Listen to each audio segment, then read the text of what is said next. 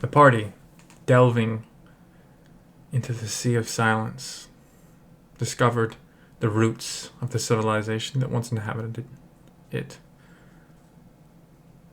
A nation ruled by Somni, led to ruin by a war with the tyrants.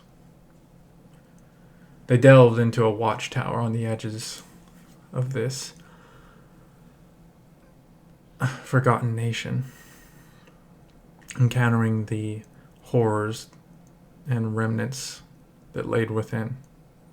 They managed to recover no small amount of wealth and a handful of magic items of Somni construction before fleeing as a ancient, damaged tyrant war construct began to chase after them. And as the party begins to move away from this sunken watchtower and out of the Sea of Silence, that is where we're going to pick up. Two quick notes to get out of the way. The armor, you should have the stats for it in your journal now. Yeah. And the second thing is I said you found 600 silver in that chest. It was 1,600 silver. Oh. I will correct that real quick. Yeah. Just a little, note thing that got mixed up last session. Oh, this is the... Okay. But you guys are traveling out of the Sea of Silence?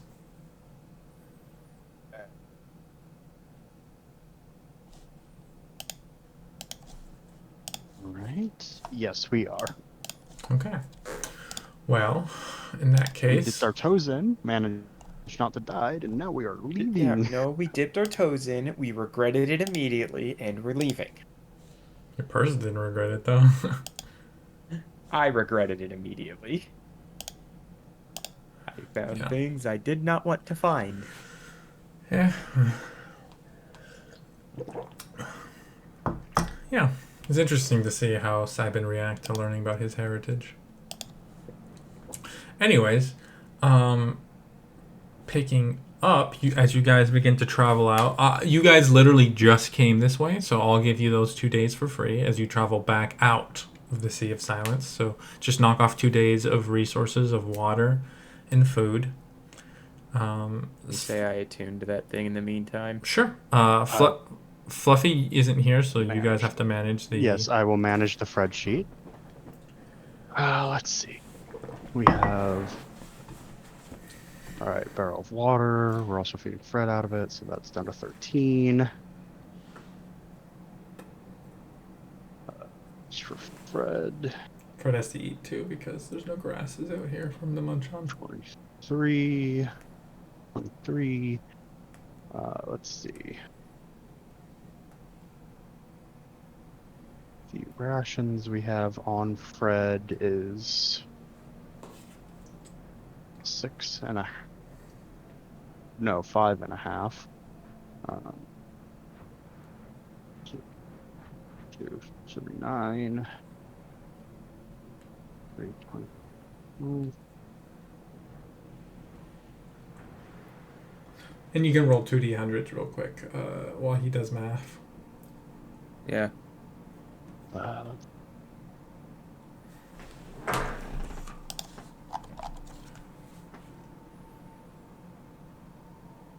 Two each. They're down to 7. 49. 14. 61. It's pretty funny how wild it was that you got a legend lore so early in the campaign, because you haven't gotten any of like the high-end stuff since, really. I got a divination once. That's true. One good old divination. Yeah, really managing to keep it in the middle. Like, we haven't seen any really He has a low strong or, like, central tendency. Okay. I get flowers one day, which, like, that's cool. Flowers in the desert. And the other day... 5.5, 11. Sleeping while awake. Mm-hmm. Your favorite one. Or awake while sleeping. But nothing too wild. Life is a robot. And the two of you just like kind of like sign language to each other as you're sleeping next to each other. Yeah, how am I gonna do that when I arms? Oh, it's true. You can't sign. Yeah, I don't. I need to get like a pair of like the like Michael Jackson white gloves. You get some of the Ray. What was it? Raymond. You talking about Yeah. that old PSN game? PlayStation rather. But yeah, I assume you're done with the math, Death. Yes. Okay. You guys arrive, leaving behind the sea of endless dunes, the dry, cutting, dead environment, and back to the still arid, but just much more like naturally alive environment of the Western Wastes.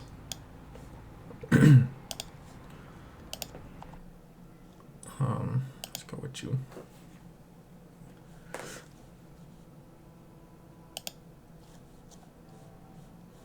As you guys step back into the Western Wastes. Well, not you're still in the West. You were in the Western Wastes the whole time, but back into the Western Wastes proper and away from this like super dry, arid location within it. You guys are gonna keep pushing north. That's the direction of Cochise, yes. As far as you know. Question. So no matter what the armor is just made of dream stuff, so it doesn't matter what I will it into, right? Yes. And it is always like also like kind of tie-dye. That's in fine. like pastel kind of way. That's fine. That does not bug me at all. But yeah, you can make it look like clothes. You can make it look like fine dress clothes. You can make it look at like strangely colorful popper clothes. You can make any kind of armor you want. Doesn't make you proficient in those armors, but you can make it appear. That's what I'm looking up right now to see what my class gets. Which has kind of a cool implication in your ability to switch between half plate and breastplate. I get medium armor, which is 14 or 15 plus dex to a maximum of 2. Yeah. 14 without disadvantage on stealth and 15 with disadvantage on stealth. Yeah. Yeah. 15 plus 16. Yeah. All right. But yes. Oh, wow. That makes my AC, like, stupid. Yeah. It's cleric levels, baby. But yeah, you guys find yourselves setting out into the Western Waste once more. About a month out from Cochise.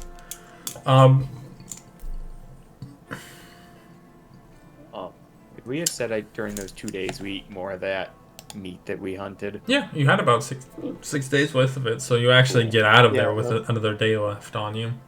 Oh, good. And obviously I'm burning the spell every day to do purify food and drink.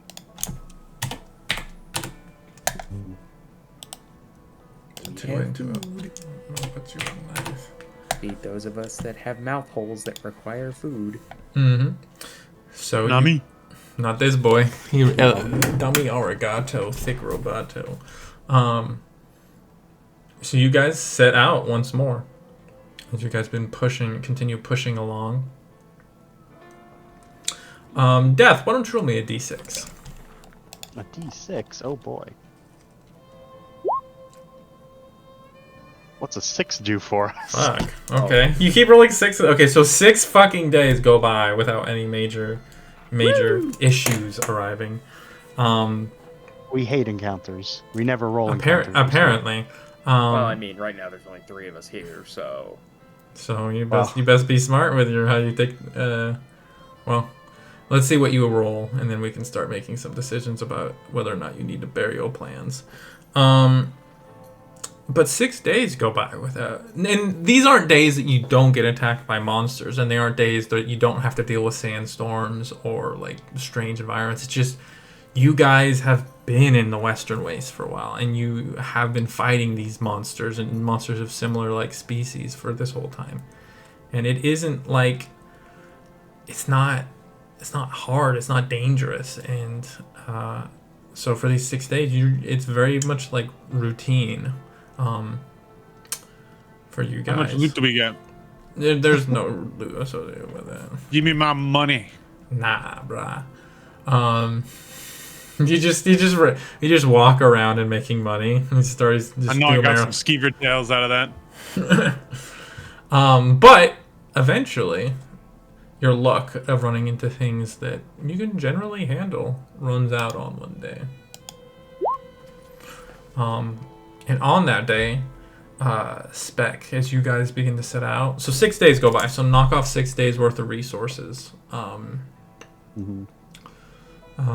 Death. Oh boy, so much resources. Well, I'll mark off 1 day of this ox meat, then drop the rest of it, because that's how long it's going to last. I'll just drop all the ox meat off. There's no reason to mark a day off, then delete it. Just mark off. Do I need to roll some D100s? Oh, you can roll, yeah, absolutely. You can roll 6 D100s. Let's see, we need 7 water rations. There's a 93 in Okay. there. What'd you say? There's a 93 in there. Yeah, that's mimosas. Oh, delightful. You guys have a lovely tray of 87 mimosas. is an owl, so that does nothing. 65 is a tiny hut. 55 is everyone got temp HP for a day. And 28 is... Oh, everyone's hair color changed again. God, keeps going back and forth. Yep. It's like a kid with a light switch. Like. Yep. The funny thing about this is this effect just kind of affects everyone sleeping near you. So like if you're in a town sleeping, it can absolutely. But you just haven't spent much time in like a single town for a while. So there's gonna be some real fun. Well, it's everyone within 30 feet of you. Yeah. But if you're sleeping in a tavern, that could be kind of a lot of people. Yeah. You could feasibly change the hair color of everyone in an entire tavern. Yeah. But kind of funny. Yes. But we haven't had to deal with that yet, and we'll find out what happens when we come to it. But on the 7th day, we pick up. As you guys are stepping out further along the rocky crags, the dry, cutting grass as you push through, the wind scouring you as clouds move across the sky. Okay. What was it D6 for? The wand of magic missile recharges. Yeah, I think it's 6. When it's like over 6 6 days. Yeah. I don't think you cannot recharge it, my friend. But anyways, Dice rolls, you never know. well, like statistically, it's impossible. But I'd find a way. with like blue rolling 11s on 8. Yeah, I'll be like blue and roll an 11 on a d6. Yes. Chance, why don't you roll me a D20 or a D100 rather? D 100. Ooh, that's low. 18 days pass. No. Unfortunately. 44. Okay. As you guys are running along, you hear this strange screech cuts across the landscape, echoing in this strange reverberating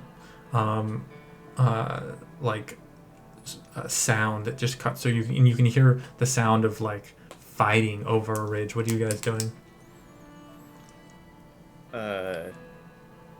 I'm gonna change my armor back to the one that doesn't give me disadvantage on stealth. Okay. Jake, would my drones be done by now? That was what you would have to craft in like town. Oh, okay. I'd say I've been kind of working on them in my free time. Yeah, just you don't. Yeah, it's something you'll have to like just sit down and build a little bit more than just kind of tinker with. Okay. Okay, can you give me the rundown again? Because math. What's up? What's going on? You guys hear a strange warbling screech echo across this landscape, and you can hear the sound of combat over a hill in the distance. What do you guys do? Marcy's going to just stealthily go up to about as high as he needs to see over the hill and see if he can see what's going on the other side of it. You see a trio of hulking, muscular mountains of flesh. Creatures you've seen before. Cyclops. You see them wielding massive clubs and just being absolutely torn apart by a large cat-like tyrant construct that is attacking them. Ah. What are you guys doing? Is it? Well, I'm not Is there, it- so I can't say anything. Well, yeah, is it the same one or looks similar to the one we fought before? I mean, similar in that they're both tyrant constructs, but not in that they're like of similar function. Hmm. Well, even if Mercy did want to help them at the moment, we have 3 people here. It's not really an option. Yeah, Mercy will just go back. It's like, over the ridge, there's something of tyrant mate attacking a few cyclopses. We could help them, but If he gave Spec a risky. description of the thing, would Spec have a good chance of knowing what it was? Yeah. Are you describing it to him? I mean, yeah, cat-like, not exactly like the one we fought before, but It's metallic too. seems Just so you similar. know. Yeah, and it's metallic, not really fleshy as the other one was. Does that ring any bells? Make me a tech check. Would be down here. What'd you roll? Unnatural 20, 20. so 26. Okay. Pretty good. A 26. A natural 20. But added Yeah. up to it. Okay. Yeah. It's an important distinction. Yes, it's green. Makes it This special. tyrant construct, from his description of it, would be a late stage tyrant construct, meaning it would have existed amongst the more advanced constructs that the tyrants ever produced. This is not likely a model that was mass produced, and there might be only have ever been like a couple dozen of these made. Okay. However, so- because you rolled natural 20, I'll give you that this was a creature that was used to hunt down high value targets, powerful mages, clerics, leaders. It would stalk them, find them, and then it would kill them or take them as a prisoner and return them. So it's to like the- intelligent. It is a predator. It is a hunter. It is designed to take high value targets and either kill them or bring them back to its masters. What is it? Intelligent? Like sentient? It's hard to say. A lot of these, I mean, even like the sentient Volnas are very much like motivated by a purpose. A lot of the times, this creature is hard to measure. It's definitely single-minded. How sentient it is, you don't know. So this one likely far stronger than the one we previously fought, and even if we did help, it would be bad. Yes, this would have been produced closer to the end of the war. One of the more deadly weapons we deployed. The sound of fighting on the other side has grown to quiet at this point. Yeah, we need to Would I know move like and- the specs of it? Like if it had a scanner, stuff like that? Yeah, something like this would be highly perceptive, highly fast, and highly good at tracking enemies. Yes. Yes, we need to move. This thing. We need to move and I can see quietly. it already. Yes. Sidon, can you use that spell? Let's skedaddle. I want no part of this thing. Why don't you guys all make Alright, me let's go. stealth checks? Hopefully, if we get far enough away, we can't be tracked by Hopefully. anything using magical means. Yeah. Advantage, stealth from Mercy. Damn. Yeah, 37 good start. A little bit of 37. We get Little one from bit you of too, 37. Chooch. Damn, Drew. Very, very good. Simon's the I'll burn clunky my ones. health die. Dirty I'll burn one. my health die. Okay, that's a D6. That's a D8 for me. Oh, because you're He has targeting yourself extravagant with that rests. ability, yeah. Yeah. So that's a 27, a 31, and a 37. You guys have been creeping through the Western Waste for close to a year now.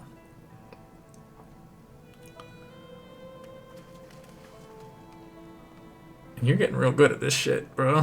As you guys slip away from this creature, this construct, and avoid a highly dangerous encounter, avoiding the same fate those Cyclops met. Snorlax, why don't you roll me another d6? 1. Okay. 1 day goes by. Alright. The 6 got balanced out. So. Oh. 17th. Be back real quick. I'm gonna grab some water. Tiny hut.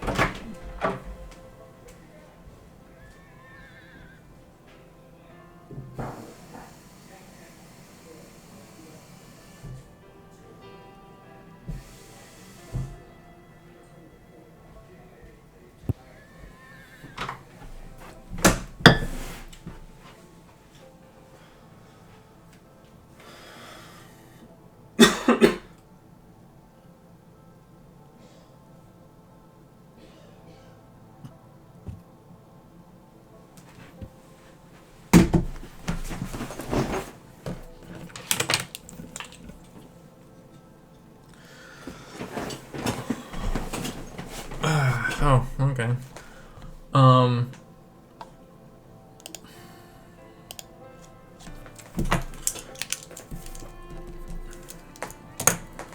All right. So, Death, why don't you roll me a d4? Oh God. 2. Okay.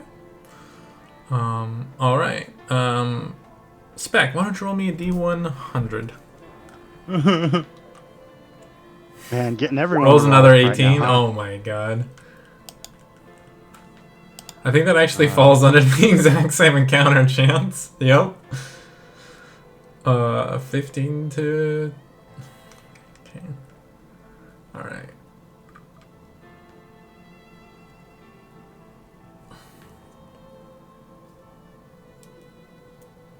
Was he re-rolling, or are we just running the same Sure, encounter re-roll again? it. I'm in here. Yeah, you showed up literally when I went to fucking... I've been in here. Okay. I've been here for literally. I'm just waiting for my computer to start up. Okay, no worries. Oh, 12. yeah. Wow. Okay, Jesus. Are you rolling a d20? Nope, d100. No, he's rolling Yeah. a D100. Okay. All right. You know, this it's a different one. It's a different one. He says unconvinced. I mean, it is. Snorlax, what's going on with Terry? She said she was updating Discord. She's gonna try updating Discord. Oh, yeah, that probably will help. but- Yeah, it does. Oh, we'll have see to her be for like an updated hour. every now and then. Yeah. So, the last I That's heard. how long did it take me? Okay. You guys, pushing along, find yourselves walking through a ravine. And you're not quite sure when it happens as you push this ravine. But the random curves and flows of the rock walls of this ravine begin to become not quite so random. And as you go, you begin to find iconography It's shaped like a dick. of scorpions, you little fuck. As you Iconography of dicks. It's not that, and you slowly begin to realize that you've stumbled across a temple of some sort. carved into the walls and caves of this ravine. What are you guys doing?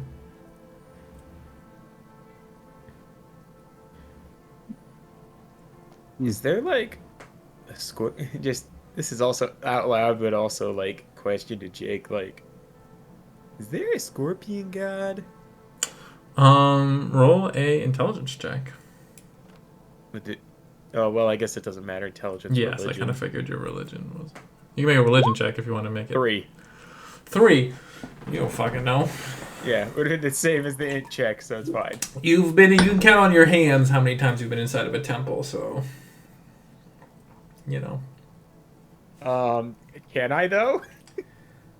Well, if you had run hands it up. and if you could count, yes, you would. Well, no, I mean just if I look down at my hands, like Well, I'd have to count on my toes. you can kind of, you of all people at least, can kind of see your own hands, Yeah. I think. Any really? But yeah, you can see like these sweeping carvings of like scorpions and like runes and figures and like sweeping designs, and it like all leads to an archway that opens up into a like interior that you can kind of make out is carved even more. What are you guys doing? Oh, I thought he was asking if Simon could actually see his own hands. No, I was trolling. Okay. Well, this, as usual. Fortunately, Blue's not here, so we can't have Iggy run in like a maniac now. So, Mercy is. Don't tempt Right. her. Don't tempt her. Mercy's going to do as normal and walk up, check it out quietly as possible. Okay, make roll a stealth check. I'd like to look around to see if there are like signs of like actual scorpions being here. Yeah, I mean, Yeah, make a we- survival check. Ooh, bad health die. Where's my d6? Hey, buddy. It was a nice 16. It was a nice 6 you rolled, buddy. Yeah, and I I liked it so much I matched it with my own. A 16 and a 13. Yeah, something's come through here. But you can't really tell what.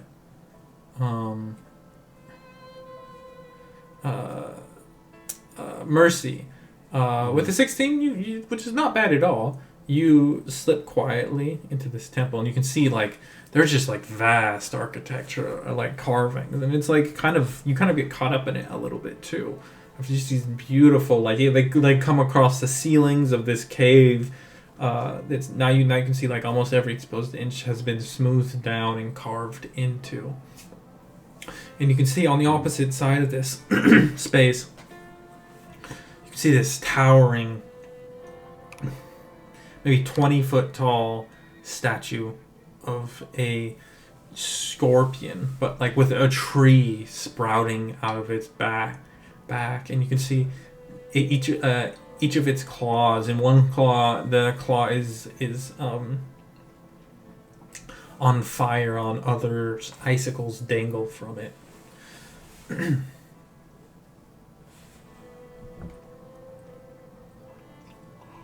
Horse's statue. Okay.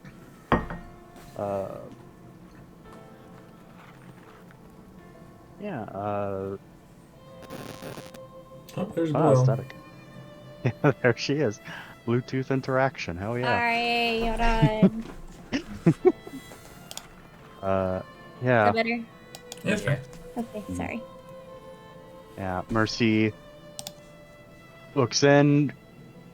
Take a listen to see if he can hear, like, because this is a scorpion temple. 9 times out of 10, there's going to be big ass We've dealt with big ass scorpion monsters in the Western Wastes before. He's going to Roll a perception check. take a listen to see if he can hear anything in here.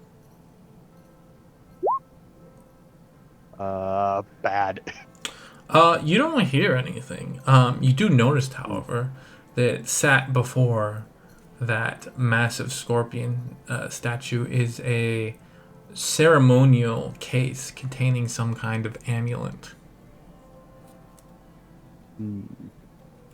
Mercy looks up at the big ass statue. Looks down at the case. Ooh, that's a trap, and I'm going to go back and tell people about it, and Iggy's probably going to run in here and activate it. So, Percy's going to uh go back out to the group. Uh, like, all right, I wasn't able to. I didn't like hear anything in there, so it might be empty, might not. I don't know. Maybe nothing's just moving.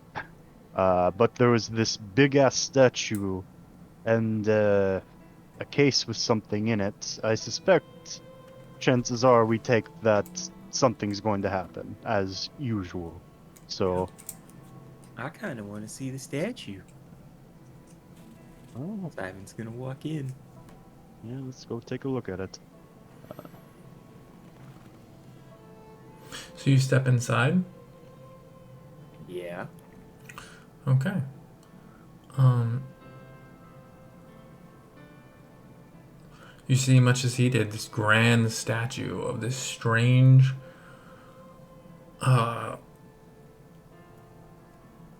this strange scorpion creature that's obviously being like held up as some kind of deific figure.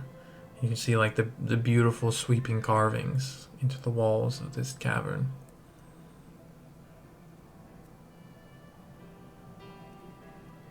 Do the carvings like depict anything?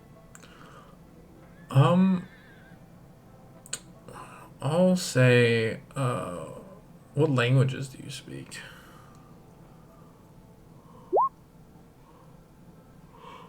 Oh, there are primordial runes throughout here.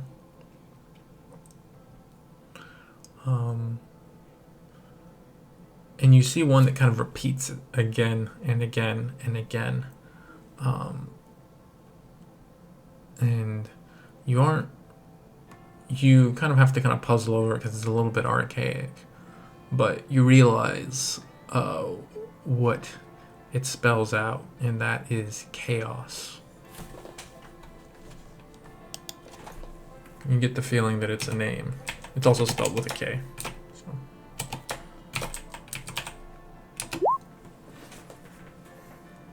Well, either of you know religion-y stuff? It's spelling a name. Hmm. A. I think that's an A. Oh, that one's an O. I- That's an S. Because he can't read. Okay. Yeah, Yeah, piecing it. He knows what the knows what the letters look like, but Yes. And if Terry was here, she could roll a religion check, but she is not. So yeah. The teaching of religion, not a big thing in the Iron Empire, let me tell you. Yeah. I'll say, Spec, can you make me a religion check? I mean, chances are might be maybe one of the Phoenician gods. You actually have loosely heard of this deity. In the war, it was the tyrants against the Phoenician gods, which, predominantly was Nyx, the goddess of night, and her ilk, her children, and some of her lovers. But that's a completely different aside. But the you recall reference to Chaos as the father of Nyx.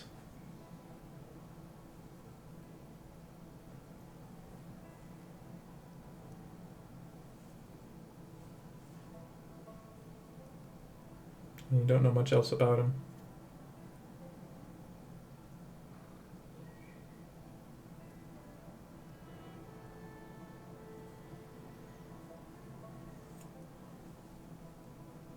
Oh yeah, one of the Phoenician gods.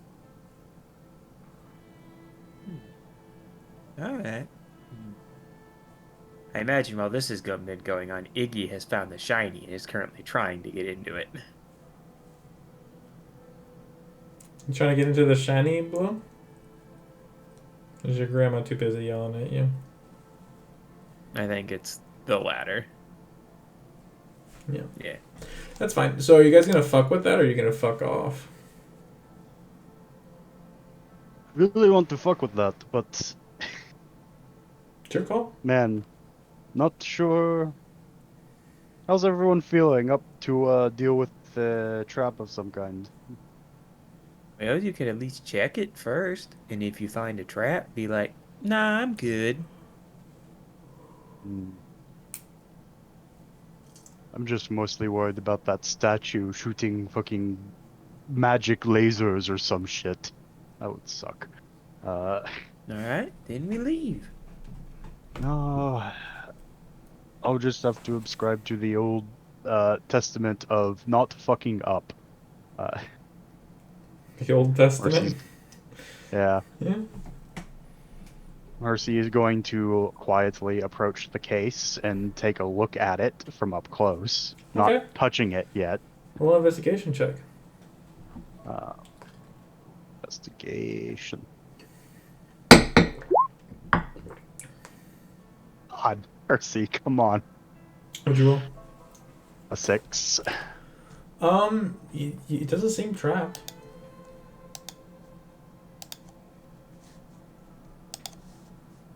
Not finding anything. Man, whenever you roll low on an investigation on a thing that's like, yeah, that's obviously trapped, but like, I can't find anything. You don't see any traps. Yeah. I'm back. Sorry, my mother called me. Yeah, we figured. She got home from work, or she didn't get home from work. She called me from work. Mm-hmm. Howdy. Well, from up close, what does like the necklace or like the amulet look like? It looks like just a series of like these like beautifully carved beads of ivory that are being like kind of inlaid to like have runes upon them, collected into like a necklace.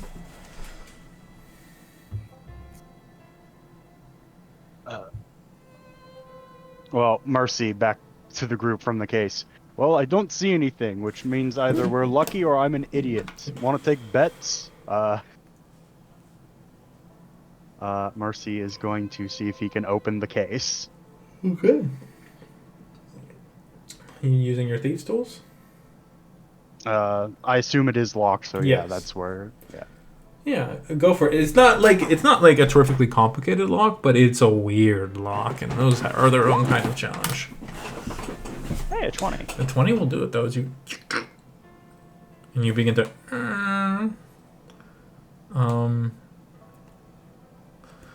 why don't you make me an Arcana check? I'm at those. 14. I guess you already used your health die, huh? Yep. But you use it on the stealth check. Mm. Okay. You see before you a necklace of beads. It's a necklace of beads. Yeah, I mean, there's runes on it, so it's Mm-hmm. maybe magical. He doesn't know fuck about magic items, though. So he will pick it up. Mm-hmm. Nothing happened? Yeah, nothing happens. Okay, he'll take it back over to the group where Spec is and's like, so, mind taking a look at this? Spec, what? Look at it. Yeah, you start doing that. Sybin, why don't you give me a perception check? Sight or hearing? This will be hearing based. 22. So good. 22. That's good. So as the two of them settle down in this temple that you're in the process of robbing to identify this item, you begin to hear a familiar to you click clack sound of large scorpion legs heading towards the entrance of this Well? temple. I hear large scorpion legs heading for the entrance, so If you can put the thing back and leave, maybe they won't be too mad at us, and we'll leave. Or we just run really fast. I feel like we're going to go with the second one. All right. And time to book it. Okay. Meow. I will wild shape into a panther and start running for the door. Okay, you rush out and you rolled pretty high, so they're still a couple 100 feet off, but you're beginning to see them crest the edges of this ravine, and there's about 6 of these creatures. Are they just giant scorpions? They're giant scorpions with a humanoid upper body. You've faced these creatures before. 2 of them was a dangerous fight to you last time you faced these things. There's 6 of them here. Oh yeah. Oh, yeah. No. Yeah, we're moving. fucking- Okay, now are you just trying to outrun them, or are you trying to sneak away? I mean, 7 pup pass without a trace worked last Yeah. time. Yeah. I'll do it again. I'll fucking do it again. Don't tempt me. I am tempting. I'm not tempting you. I'm telling you. Yeah. I'll pop another pass of that trace. Okay. Roll me some stealth checks, everybody here. Can I concentrate on a spell while B-shaped? Or is that Yes. just a moon druid thing? No, that you can concentrate. Okay. That's a Now you- 36. Ah! That's still a 20. We're Ah! We're See. still doing okay. Don't worry, my 36 bringing up the average. God, I can't talk today. 36. Aha! 30 sacks. 36. Ha ha ha ha. So funny. Sorry, I'm rolling stealth That's as a the knee panther. slapper. Okay. 31 for me. Okay. So we're missing someone. Aren't we? Not. No, that's Is everyone everybody? here. That's Okay. everyone here. So it's a 24, a 27, 36, I'm guessing. 37. 36. Yes. A 20, And and a 31. a 31. So they can't roll a high enough perception check to beat. Well, technically, if they nat 20, they could get spec. They need to roll between these 6 of them. They need if one of them rolls a 16 or higher, that one will be able to spot you guys. So you need 6 rolls that are less than 16 here, as you guys begin to slip away. Conversely, Blue, you could use your health die if you wanted to. Yeah, bump Okay. that number up slightly. Bump that number up, yeah. As could you, Spec, since you haven't used it either. Are you Yeah. there, Blue? It's a D6, right? Yeah. Yeah, for D6. Yeah, I'm here. I rolled already. Oh, good. So now they can't detect spec at all. They cannot Uh, No, detect I'm them. saying, no, we're asking if you're going to add a health die to your roll to potentially like roll higher than their possible highest so we can't get caught. Because right now they'd have to roll a 16 Yeah, I guess I will. with 6 up. Or we could play with danger. There's only That'd be 6 of fine. them. There we go. There is only And- 6 of them. That's only 3 times as many as the last time you faced them. Yeah. So. So, Blue rolled that exactly puts- enough to where they can't catch us. Because if their max is 24, 25, yeah. 25. You guys stealthily, carefully slip away. Now, I'm going to have you all roll. As you guys creep away, you guys hear like an angry chittering as the alarm spell that went off contacted these scorpions. Yeah, fuckers. Scorpion humanoids. You guys, and they begin to fan out looking for you guys. I'm going to need another stealth check from all of you. You just got to beat their passive. Well, Simon's Okay. doing good. Pass without a trace is still up. Mm-hmm. Good thing it is, because mercy. Thief Simon.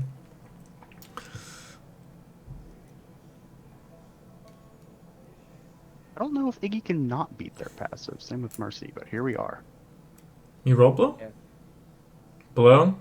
Yes, I'm here. I'm Can you roll? trying. We're still. Roll 20 being Yeah, roll 20 be in. Yeah, it's being slow. Yeah. for me. Mm-hmm. 13. Okay. Roll plus 10. So 23. Again, you guys are hunted. and harried for several miles, carefully creeping, having to slip into bushes and hide behind rocks, having them pass only a dozen or so feet away from you. But eventually, you guys slip away. I'm gonna say, Sybin, you probably end up burning a second pass without trace in the process because it goes for a while. But you guys slip away, no problem. And when you have a moment's rest to go and to look at what you managed to gather up, it is a let me double check what this thing's called real quick. A necklace of prayer beads. Oh, shit. Yes, we will make Terry have even more things to do. Let's see here. Oh, you roll a d20 and you get a spell. Yeah, it's definitely going to be rolling between the first two, though. Just. Oh, what? You don't want to give us greater restoration? No, I don't want to give you Windwalk, is what I don't want to give you. That's the thing that I don't want to give you, no. Yeah, because then that's, yeah, we're going to go over there now. What? Windwalk is quite a good spell. Yeah, conversely, again, it's a rare item. You could just fucking sell the thing, you know? Yeah. Although you can attune it as a druid, so. I can't. Oh, it is also. Mm-hmm. Oh, I can. You can roll if you want to attune it. We can roll the things for you. No, Terry can have it. Okay. Well, can I get another D100? Let's say this time from Iggy. Because we like rewarding this people is just being because late. Jake wants a high roll on a D100 for once. Right? Well, it would be nice not to murder you guys. I have an encounter that will murder you guys. 91. Well, there's a. Yep, There's an encounter that's going to murder us. And there it is. 91. 100. Did you say rewards people for being late? Fuck you. I have work. Suck my dick. Your dick? Minus. Yeah, suck my dick. I have work. I think not, child. I think not. Let me. I just want to double check this one real quick. God, I fucking hate you, Blue. There's another starfall.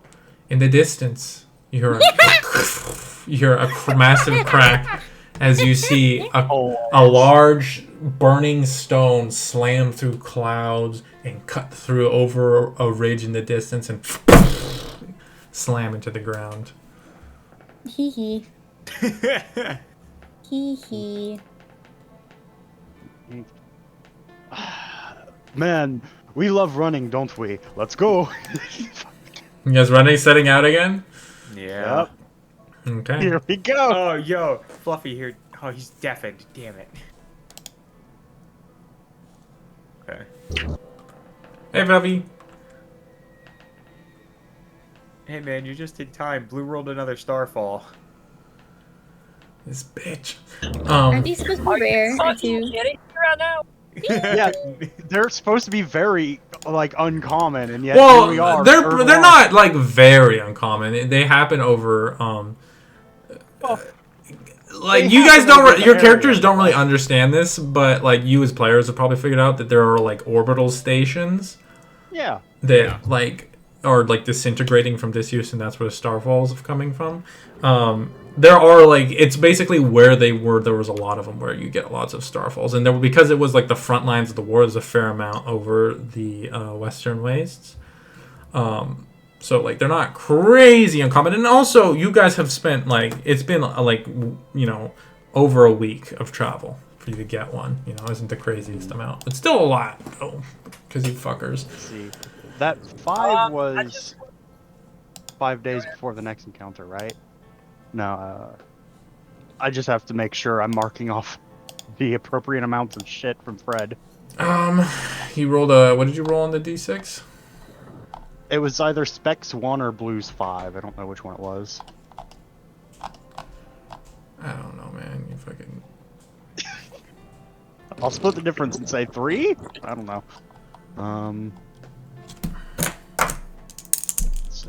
I'll just do 3. I don't know, dude. There's too many numbers getting rolled. There's so many. There's too much dice. Too many health dice getting rolled. Man, it's hard to keep track. All right. 14. Yeah, you guys see a starfall in the distance. What are you guys doing? Sprinting to it. Okay, everybody, I need your choice of an athletics or acrobatics check. As we're going, can I look for anything else running towards this thing? Yeah, roll a perception check. 17. You're gonna have to roll for me. I'm still driving. No worries, BB. Simon's moving. Man, last time was Simon's You've been Day, charging it today up, is Simon's dude. Day too. Yeah, you've been charging them up for the last I was little about to say, bit. if I'd gotten 3 in a row, would that give me lucky? No, fuck off. No, like as pre-ride. I thought, is it pre-ride? That feat is for people who are lucky. Oh. People who rely on luck a lot. Oh. Wait, if I get there just on Like then. Iggy, Gawain, Mercy are all people who could potentially take it. Well, maybe not Mercy, but Iggy and Gawain, probably. People who would just like make a living of rolling the dice, you know. Does somebody have access to John's sheet? 9. I do not. 5. I do not as well. I don't think anybody does. I'll just roll them in athletics real quick. 5. Let's Then see. another 5.5 times 3. That's 33 pounds. Puts 16 and a half. 35. We need to go ration something here in the next couple days. Okay. But let's see, what do we get? I need a roll from you, Iggy, 59. Okay. and I need a roll from you, Spec. Can I do acrobatics? acrobatics? I said yeah, athletics or acrobatics. Oh, I didn't hear that. Okay. Yep. Chooch? Jeez. Chooch? Be back. This is 61 pounds actually. Okay. So minus, I did 42 off of that, and then I did another 30 some odd off of that. That puts us below 600 pounds total on the cart. The weight is dropping fast. Yeah, not so easy to keep track of the cart now, is it? No, it's quite a steep challenge, you could say. Let's see. I mean, I always knew it was, but goddamn math. So much math. Calculator open at all times, baby. This thing actually is really good range. Oh yeah, does it really get to go?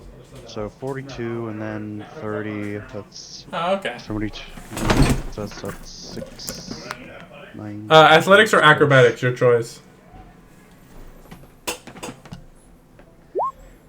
Vending. Okay.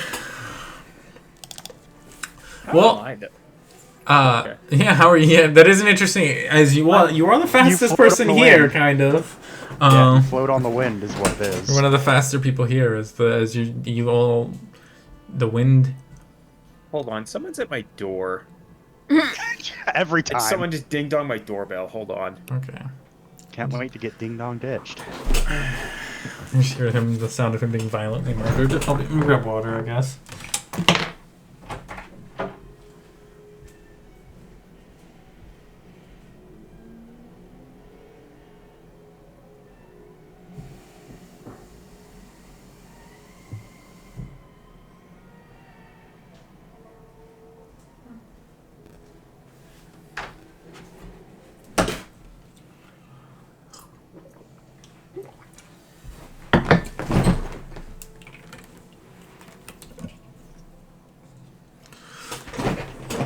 Sorry about that, Amazon.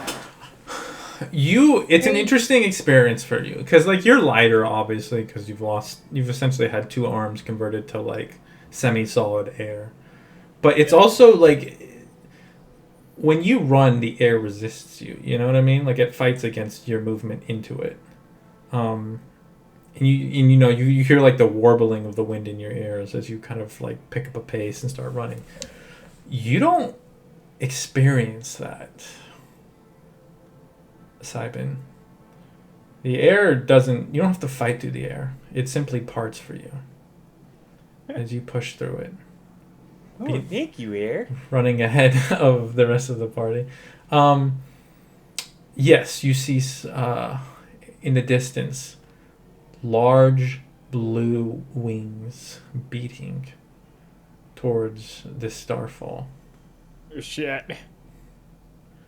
But for the moment, you're a little bit ahead of it. You get the sense that if you continue to this, you'll beat it to there, but you won't beat it by a lot at all. Maybe like a round.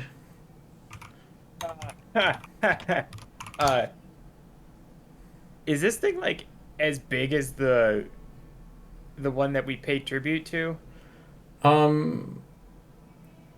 It's hard to tell. You don't have a lot of like this perspective on this is difficult. But I know it's a dragon, though, right? There's not a lot of giant blue flying creatures. Okay. I mean, maybe it's some weird blue giant bat, but Okay. I'm gonna like, hey guys, as like Simon's running ahead, just blue dragon going to the starfall. What do you want to do?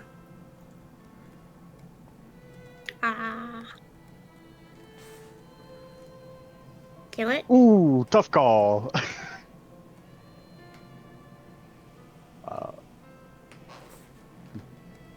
Is Yeah. that a yes or a no?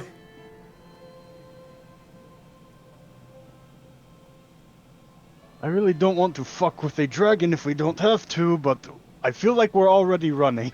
Well, the way I see it, we'll get there, have maybe like 5 seconds, and then it'll get there.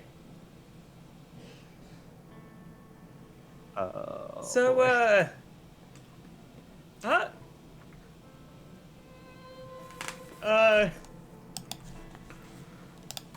guys? Yeah, Passing? with the... It can't be a big dragon, right? We just got out of a super dragon's territory. There wouldn't be another one close, right? Right. Ivan cannot tell how big it is. Yep. Screw you, Eyes of the Eagle. Never help. oh wait, click that item through real quick.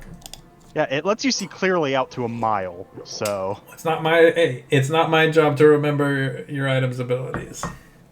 Oh, well. It's your job to remind me of them and me then to make rules about them. Does it allowing you to see clearly out to a mile change? Can you click it through real quick, Snorlax?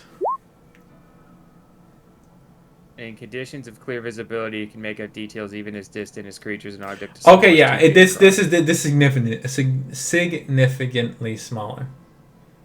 Okay.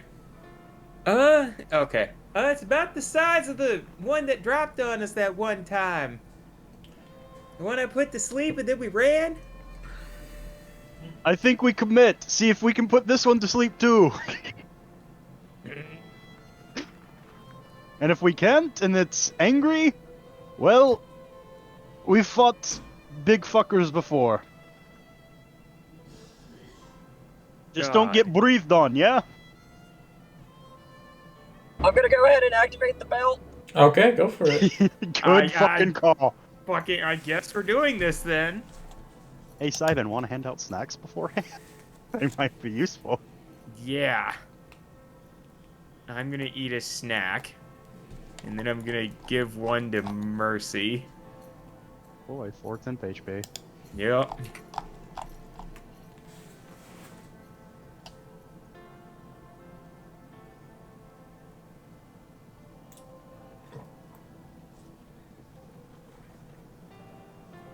Enjoy your 4 temp HP. You're gonna need them. Mm-hmm. I think we really just need to post up and form a perimeter and see if this thing's going to go full aggro, or if we can hash out a deal. I'm gonna try and persuade it. Yeah, because if it's not immediately hostile, we might be able to go, alright, we'll take some, you take some, we all walk away, we're fine, we're good. If it is hostile, that obviously changes quite a lot. Yeah.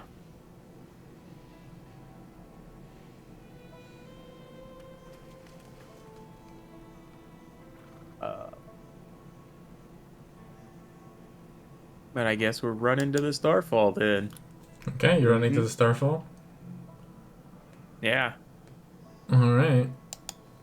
Anyone want to talk to a dragon if it's open to that? Because, oh boy.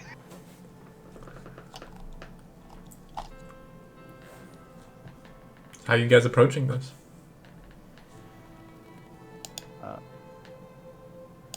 I think we're just rocking up on the Starfall as quick as possible. And, Are we gonna wait for the dragon to land to be like, hey, let's talk this out? Or... I feel like if we start going at the Starfall before it gets there, it's gonna get the wrong idea. yeah. Yeah. So it's either going to get here and be hostile and we fight it, or it's going to get here and be like,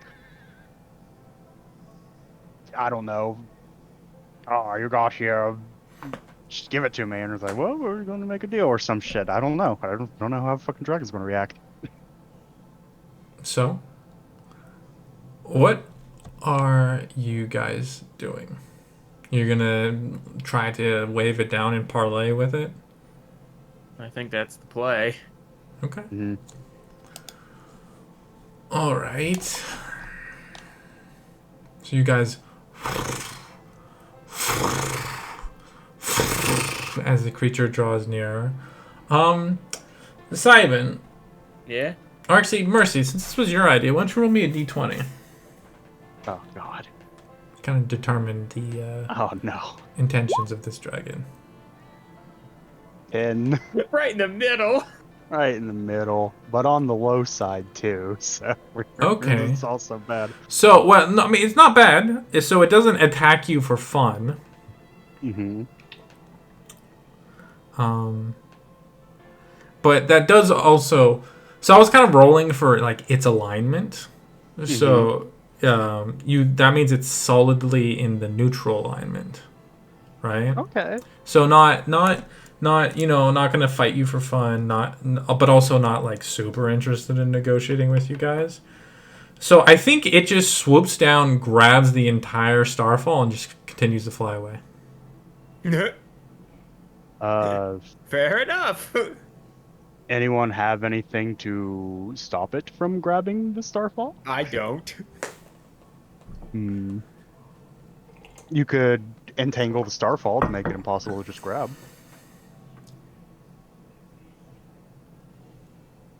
Of course, if you do that, we're probably going to have to fight a dragon. Yeah. I'll put it this way. I have with means in which to secure the Starfall. I do not have the means in which to secure the Starfall and give us the opportunity to parlay. I'll put it that way. Question is, if we want our first proper dragon fight to be at level 4 or later? This is also like all happening live, so like discussion Yeah, does come at like time is passing. Yeah. At this point, it's Simon's like, okay, have a good day. Is it just like if it swoops at the whole thing and leaves? Yeah. So like I picture, you know when like the plane like lands right over your head and you're all like blown back and stuff. I picture it's a little bit of that where you're like kind of waving to it and it just goes right past you, grabs it, scoops it up like it was like a bird of prey picking up like a salmon out of an eagle and just continues going. Yep. And just like, oh, okay, I guess. Yeah. Have a good day. Bye. Yeah. Huh. Well, that could have went better. Could have went worse, I suppose. Yeah, well, we didn't get eaten. Or zapped. You know what?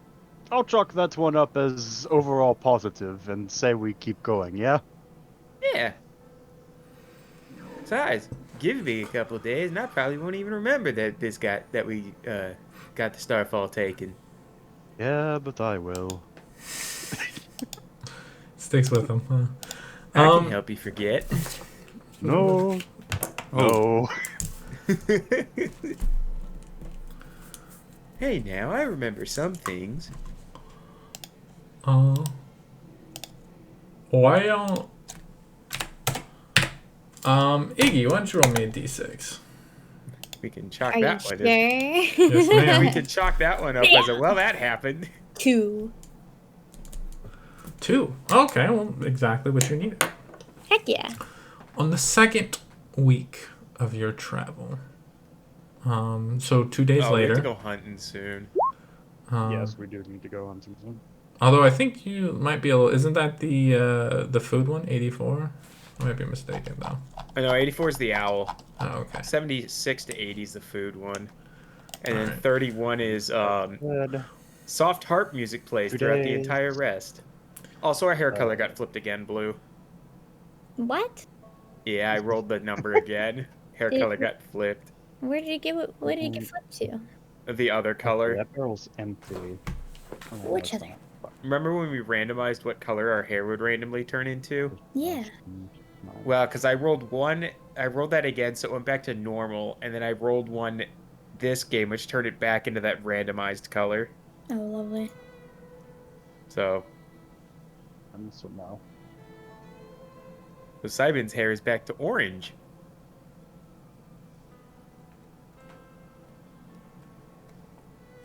Orange. Barrel away. Oh yeah. So. Oh yeah, and he's wearing a set of half-plate armor that is like pastel colored. It's minus 28, so 50. Yeah, if we need to spend a day getting food and water.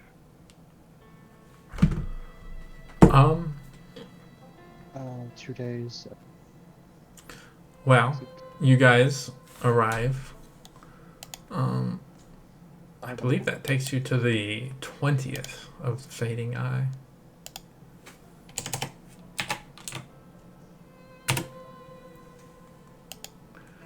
Which 2 weeks of travel since the start of the game. Not bad at all. The start of this session. You guys are becoming quite adept at avoiding combat encounters. 39. You settled it yet? Oh, You so know, much math. I don't have a calculator open, so I'm just mental mathing this shit, and it takes me a minute. I'm gonna use the rest of them. They'll give you a sec to figure it out. Yeah, that was 28, 11. No, 22, black math. 22, that's minus 50 even. Thank fuck.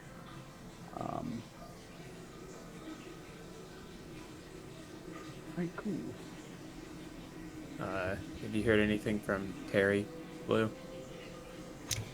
What's up? Have you heard anything from her? I was like, So Beat that this.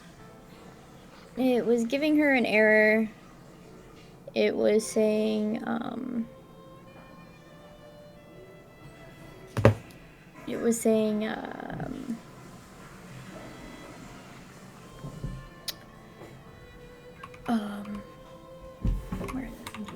I just had it. Hello? hey, You managed to complete your algebra homework? Math. All right. In that case, a new day dawns upon you. The wind kicking up the dust, the sun bright in your face. Scraggly trees interspersed with dry grass and small cacti dotting the landscape. Jagged stone hills of red-brown sandstone and dusty oranges.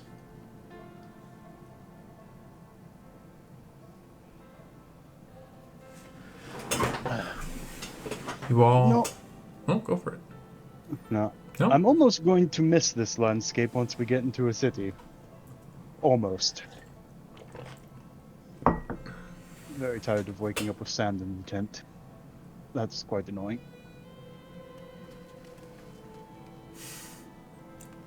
I feel like it cuts to like Iggy last night sleep digging or something. Yeah. You know, she's been doing that like every night and just throwing sand in Mercy's tent. It's like a cat kicking like litter out of the litter box. You there, Bloom? Diggy niggy. Yes, I'm texting Terry. Sorry. Is she doing okay? What's going on with the Yeah, it's computer? there's like, it keeps updating, so it keeps constantly going through updates right now, and it gave her an error, and then it went into more updates.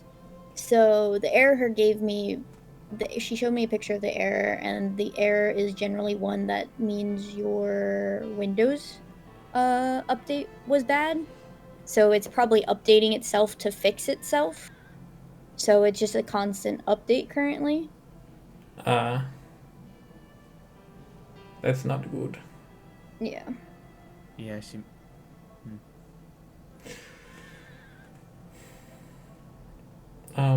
She could hop in a Discord on her phone if she wants. Yeah, because it keeps itself in a constant update loop. Might have to uninstall the Windows update. It's like which is a pain. Well, it's not stuck. It's like going through updates. Like it's actually showing it okay. progressing through them. Okay. But I think it's trying to help. I think it's trying to fix itself. It's just like, it's just she's in the land of bad internet like me, so it's going to take her a while. Yeah. And how like it'll have the thing where it says update blank of blank, and she's on like, yeah, update 50 out of like 200. It's like, oh god. But after 2 weeks of travel,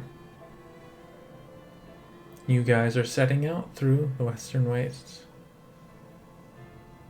You begin to hear a thundering sound. It's... At first it's subtle, and then it slowly creeps into your consciousness as it goes louder and louder and louder. Cybin, Yeah. why don't you roll me a nature check?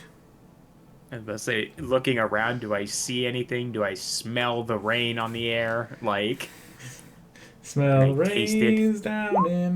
natural 1. You are rolling a blunt. You're distracted. Yep. Natural 1. So it seems almost instantaneous that a massive herd of centaurs encircle you. Oh. Great. War paint, bows and lances across all of them. Feathers and beads woven into their hair, bones made into headdresses, as they, howling and hooting, surround all of you. Yeah. How many of them are there? Hundreds. Oh my god. You see one at the lead, a female. You see she's got like a good like foot taller than many of these other than like most of these other centaurs. Muscular build, has like a bad scar that like takes that takes her left hand, and cleaves off the like pinky and that's ring finger, I think. That continues up her wrist and all the way to her bicep, where a tattoo kind of is like rings across it at its terminus.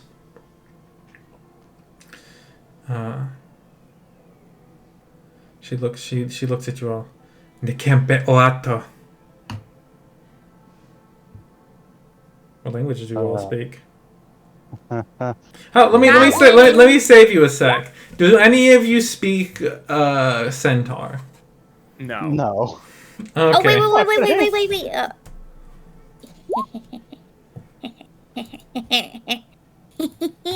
Oh, Iggy's parlaying now. Okay, well, Iggy, I would remind you, this does not mean you can speak their language. It just I know, makes but you it able means to... you can understand it.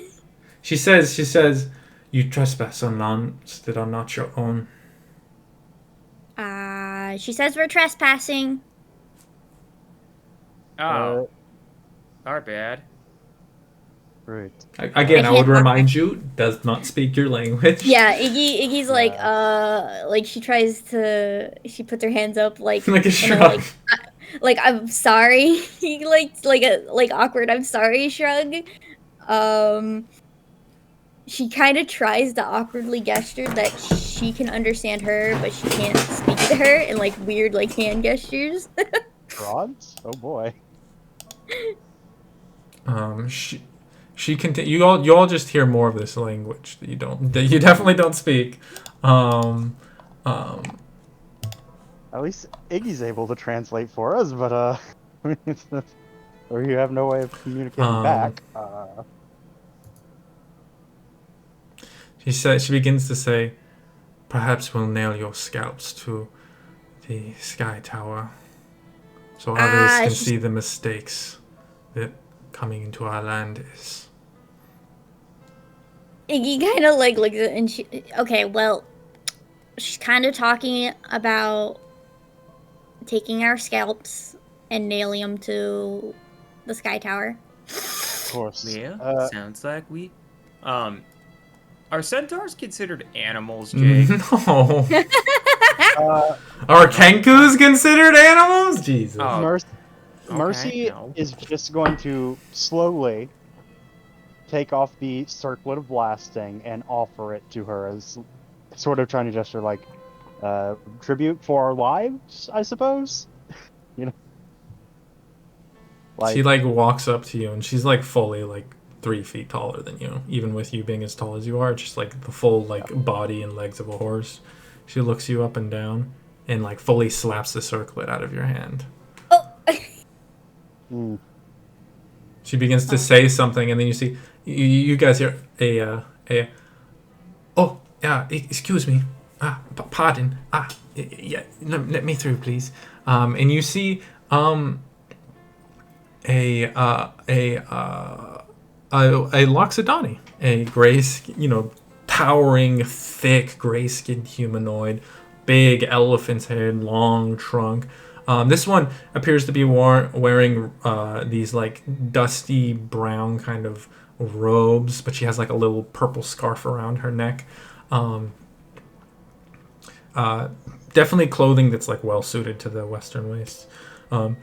As she kind of pushes through, you can see in her wake is a pair of like very shifty looking people, a female dwarf with this like dark armor and kind of a hood up, and a male halfling with like a really like with like a cowboy hat on, but with like a rattlesnake skin like band around it that has like a feather kind of tucked into it.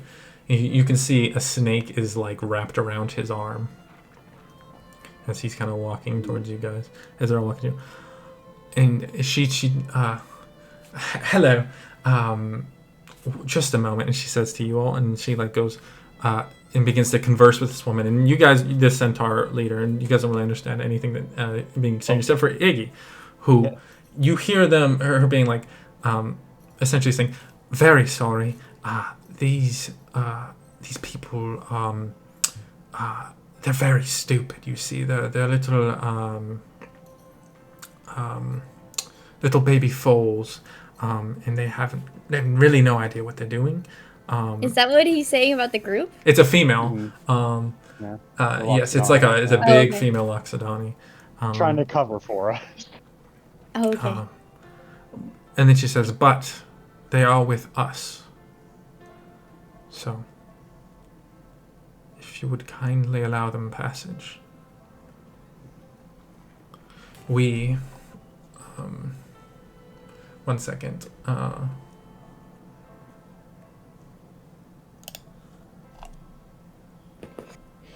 We of the Laghari would very much appreciate it. And there's like a tense moment, and she like nods, and then the centaur woman says, "Lesepe," and then which essentially you translate as being clear out, and they then like as soon as that like thundering storm of hooves surrounded you all, they're just gone in a few moments. Iggy looks at her and like, all right, thanks. I mean, I could understand her, but I couldn't explain ourselves. Yes, comprehend languages does have its limits. Unfortunately. But hello, my name is Luth. And these are my compatriots. You see the female Dorfo goes, yeah, I'm Duella, and this is Oppo. He goes, ayo, the little halfling. So I'm guessing that you're Iggy, and that's Sybin, Gawain, Jun, Specialist 6, and 7. My bad. And I'm blanking on your name. Is that at Mercy? Ah, Mercy, yes. Yes, Mercy. You're the only person though, so. Yeah. So, a favor was called in. I believe you are the baby deedsman. Oh, I was just going to ask how you knew and what we owed you for saving our hides, but It's what somebody else owes us. We were, yes. We ourselves had a favor to pay in, and somebody called in a favor with, damn, I'm having to look up a lot of names right now, guys. I'm sorry. Yeah, speaking of names, can you put their 3 names in the chat when you get the chance? Yeah. We had to, and on old Ananzi, we owed him a favor, and apparently someone called in a favor with him. So, here we are. Oh. Cool. Convenient. Who was Anansi? Oh, he would be the chronicler of the Cochise Guildhall of the Deedsmen. Presumably mine, and presumably in the next few months your boss. As much as Deedsmen have bosses. That sounds about right then. Alright. Simon's gonna go back to rolling. I'm just scoop some of it back up because it fell out. Because he was like, oh fuck. Moving. Yeah. No, from all the thunder, it's like from the hooves like bouncing. Actually roll a perception check. Nah, it's like if it's anything like real life, you'd be able to roll a blunt in a car. So it's like on horseback. I'm assuming you'd be rolling all the time. That's true. 24. Let me see here.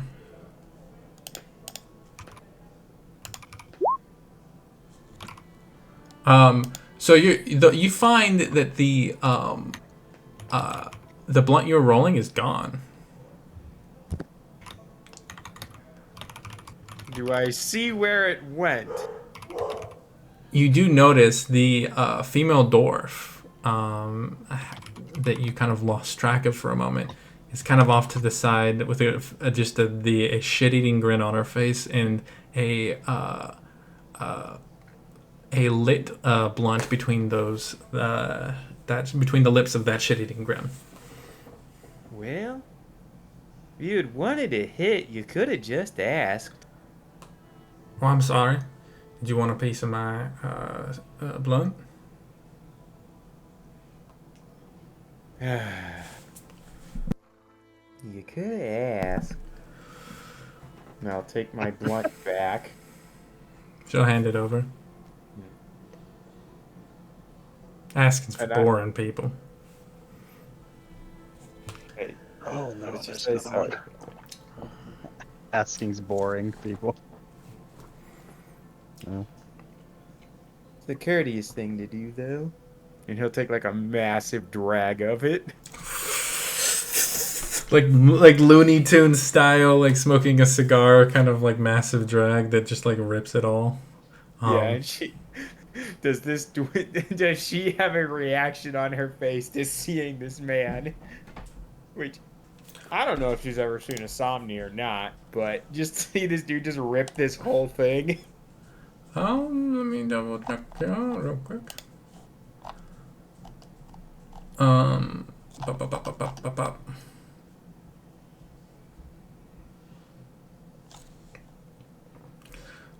She kind of looks you. One sec. Uh-oh. We rolling checks now? She looks at you. She looks at you. You'll be popular at one, I smoke. That's not the goal, but thank you. And like the cloud he blows out just like cover like it's in the cloud of smoke is about as big as Hey, that's one way to cast fog cloud, you know. Yeah. and just like covers her in smoke. Where'd you go? Oh. Okay. I realize now. You missing a few cards, eh? You said I'm missing what? A few cogs? A few cards. Oh. Well, depends on what you're comparing it to. You know, that tells me everything I need to know about you. Yeah, says Tim up fast. Well, I don't Yeah. think there's anything wrong with me. You know, Yeah. I don't either, but I know that you and me, probably not gonna fuck.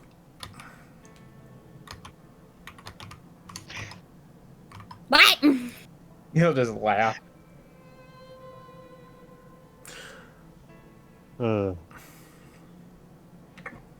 Which Iggy, you go what, and then you kind of turn, you're like, oh fuck! As you can see, the little halfling guy is right next to you. Hi there. Jesus. Hello. Hi there. What? Nice to meet you. Nice to meet you too. So you're one of the I babies? immediately want to insight this dude to see if he's into my sister. Just by Hey, how you're rolling an awkward- insight check? Yes, based on how awkward he's being right here, yes. What did he say? I didn't hear him. He said you're one of the babies. Roll an insight check, by the way. One of the referring to babies. us baby deedsmen.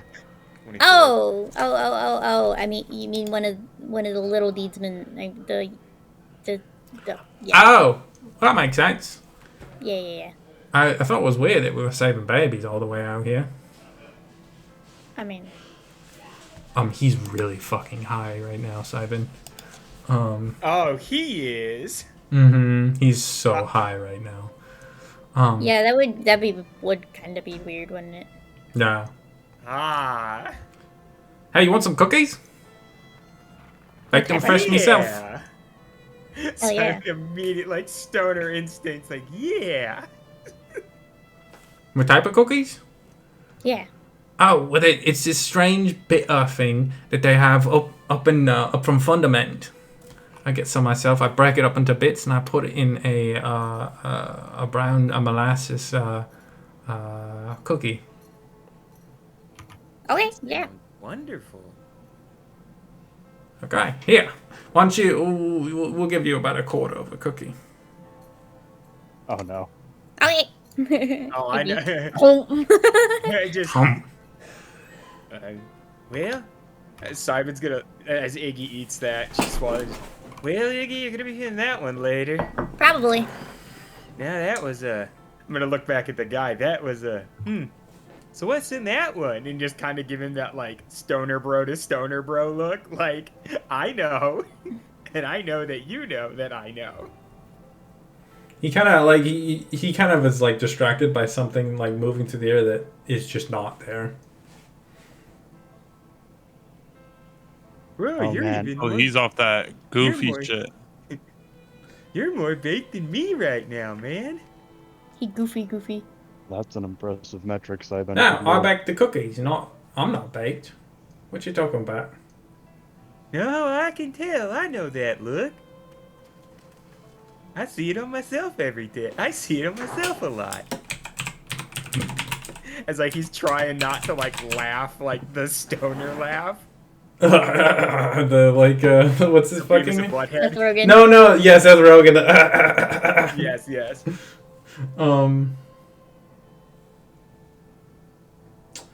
This is the guy with the snake, right? Mhm.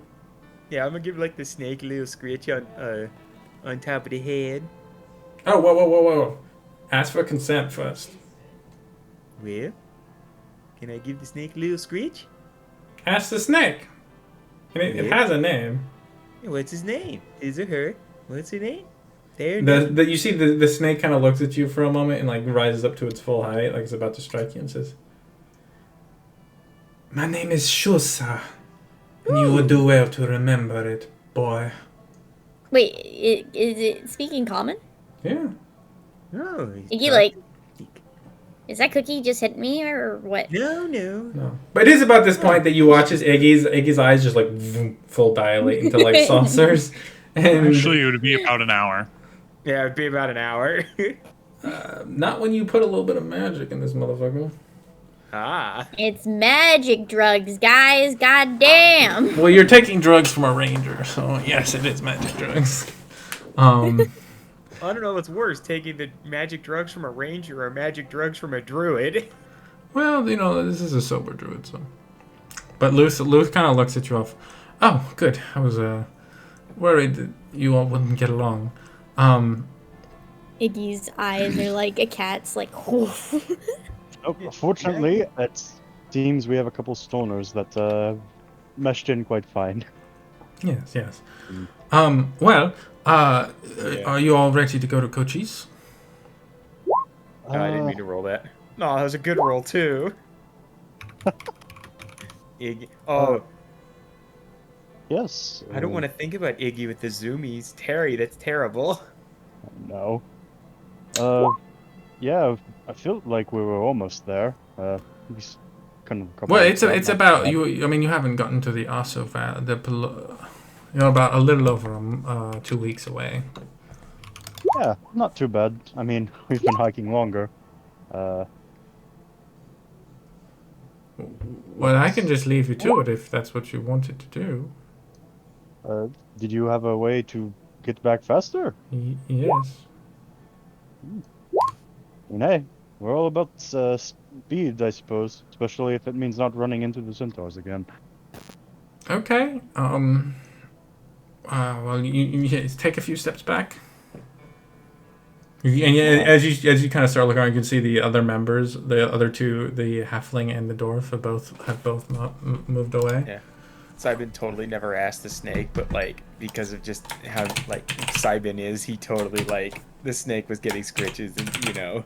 The snake was not getting scritches. Can I get the This tree? snake is kind of a bitch. That snake is a hell of a bitch. Okay, fine. I will give the snake scritches at some point. It will. What were you saying, Fluffy? Fluff? I think he asked for the date. Like the wind. It should be. I believe it's accurate. The 20th of Fading Eye.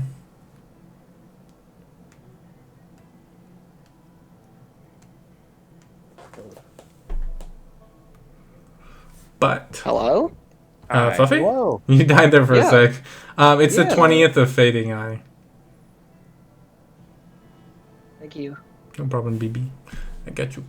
All right. She kind of like cracks her big meaty hands, and it's like because of how big her fingers are, it's like a more than like a normal crag, and she like takes her staff, which you can see is like a twisted piece of wood, and she boom slams it in the ground, and suddenly not vines, roots begin to like cut out from it and tear along the ground, causing shifts in the ground to kind of shake beneath you. And you watch as the staff begins to grow and grow and grow into this massive, massive tree. So, are you all ready to go? Yeah. Hi there, tree. Mercy's just looking at the tree in his head, thinking, how's the tree gonna get us back? But, I mean, he's rolling with it. Oh, Simon's thought was, well, I hope the tree makes it out here. She puts her hand on it, and you watch as like the craggly seams of bark. It begins to like one of them begins to like glow bright green, and then it begins to shift and crunch as it begins to widen into a doorway. You should probably go quick, and you don't want this to close on you. So you have about, I'd say, another 5 seconds to get through there. Oh, Good, noted. Let's go, Fred. Bup. Just like Mercy slaps the back Fred of the Fred to get cart, him moving. everything through. Yeah. We get the fuck through that tree. Okay. As you guys rush through. Why don't you guys take a quick 5? Because I have a few things I need to actually get ready, because I kind of figured you wouldn't skip every encounter. For whatever reason, I thought you guys wouldn't skip every encounter, so... To be fair, the dragon one was kind of a, yeah, we'll parlay. Yeah, The but dice decided that encounter. you could have tried to ambush a motherfucker, you know?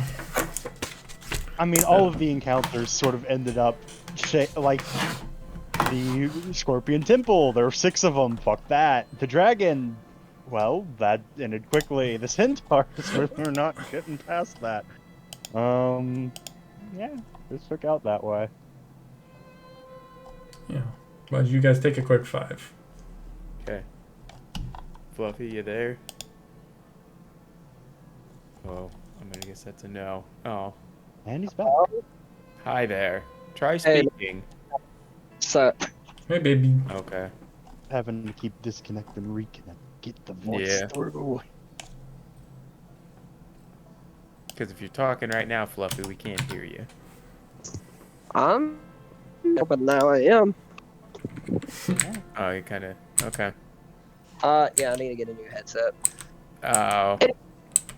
Mercy, Hi. what the fuck did you do with my cart? Edited it a lot. No. Any luck on the Discord stuff, Terry?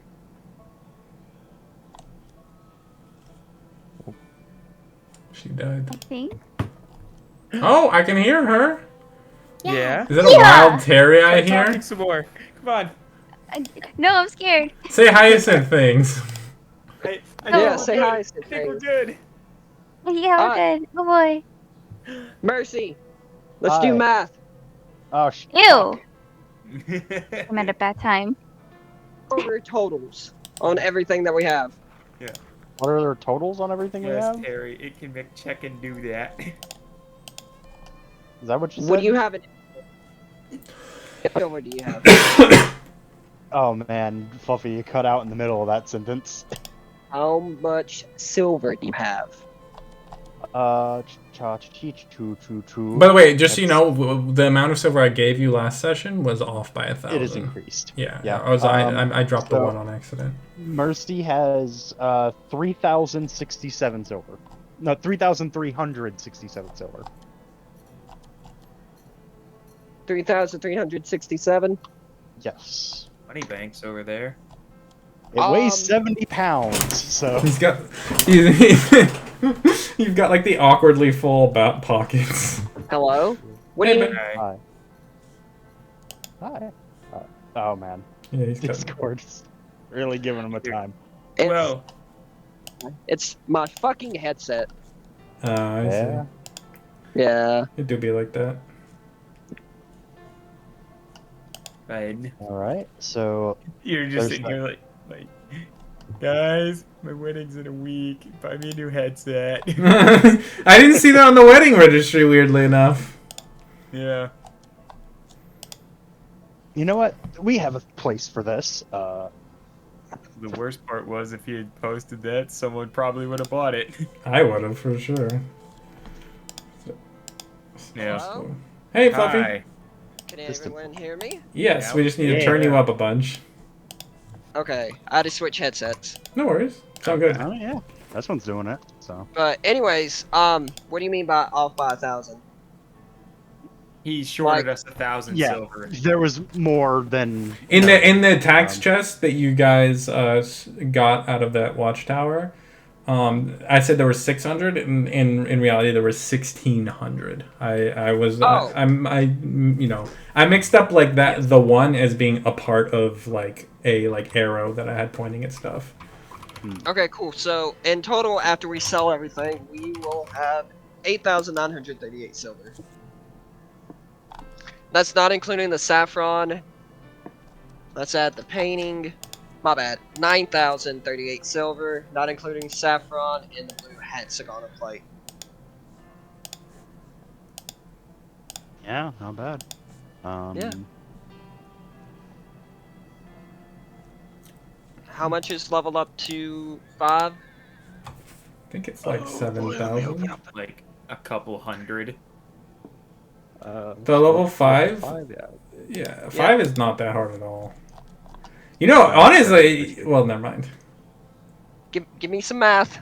I need math. Yeah, I'm opening the guide. Give me a few hours. Level Thank 5 you. is level 5 is 50 or that's combat. That's Level what 5 is I was 200 saying. silver pieces per person. So that across the whole party of 14 people, that's of 7 people, it's 1,400. Level 6 is 350 across the full party of 7 people. That's I believe just shy of 20. Let me do some math. You said it was 350? It's 350 times 7, which I'm blanking on the Which is math. 2450 plus 1,400 is 3,850. We could Yes. jump to level 6 and still have 5,000 silver left. Yes. Or we can all hit 7 and spend 8750 silver. Yeah, but that would leave us with practically no money left. Yeah, to so- do How much something is with. 7? 700. 7 times 7 is 49. So if you had 49 to the 3850 from earlier, you get 8750. So here I'll go over this because I've talked about this with Spec a bit. So that straight to 7. That's a huge jump. Downsides is that you're not going to be living particularly well because you're going to burn like most of the rest of your money is going to get burnt on just food and water because that's like fully like 3.5 months of just straight training. Downsides also it is a little bit of a missed opportunity because in those weeks you could have spec crafting magic items at like a steep discount of what like it would take to buy them, and you can't commission stuff because you guys can commission either custom magic items or magic items that like are really high impact to your class. So Speaking of that, I think we just jump to 6 and craft some magic items. Then go back out to the Sea of Silence. Harry, we got an item for you. I'll send it to you on Discord. Thank you. During the time traveling here, can I go ahead and attune to the Sword of Sleep? yes, sir. I believe it is already in your journal. Oh, looky there. Yes, sir. Hyacinth could have attuned to this. I'm sending her the necklace of prayer beads. So it's basically a rosary.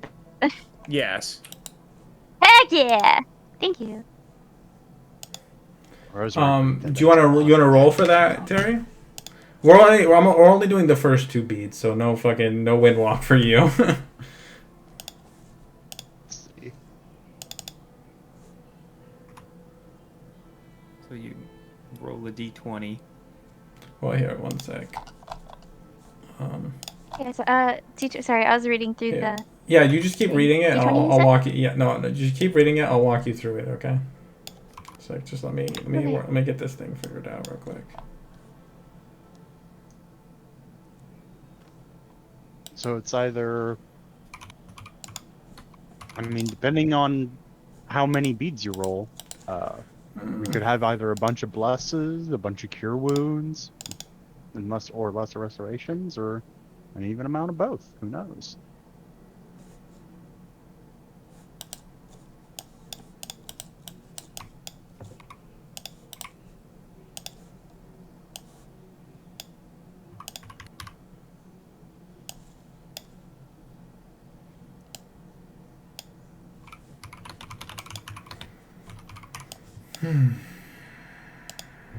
Sorry, guys, you got a little bit out ahead of where I figured you'd get in this session. Mm-hmm.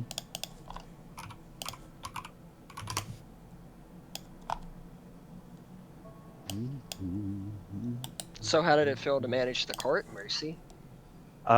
Since I was doing mental math, yeah,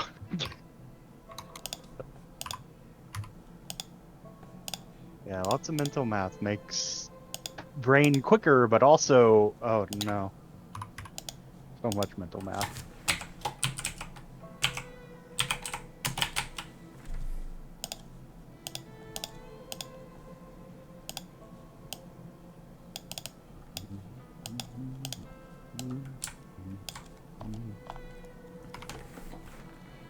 All right.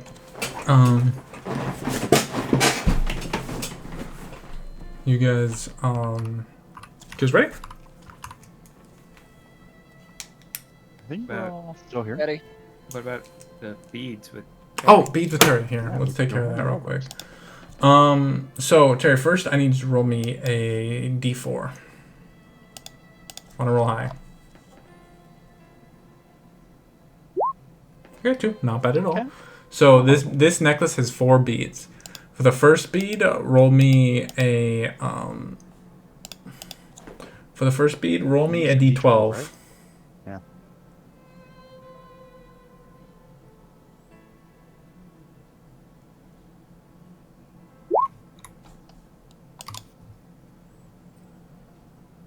Okay. Well, here, how about this? Roll me 2 more d12.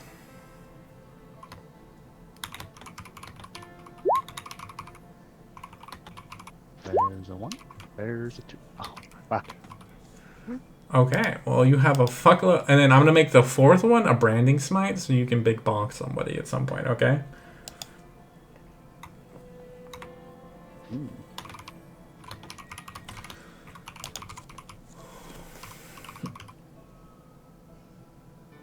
A lot of free bless spells. But yes. Yeah. You there, Terry?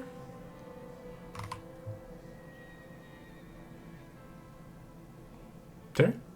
I'm muted. No, I can hear. It's just, yeah, and just, yeah.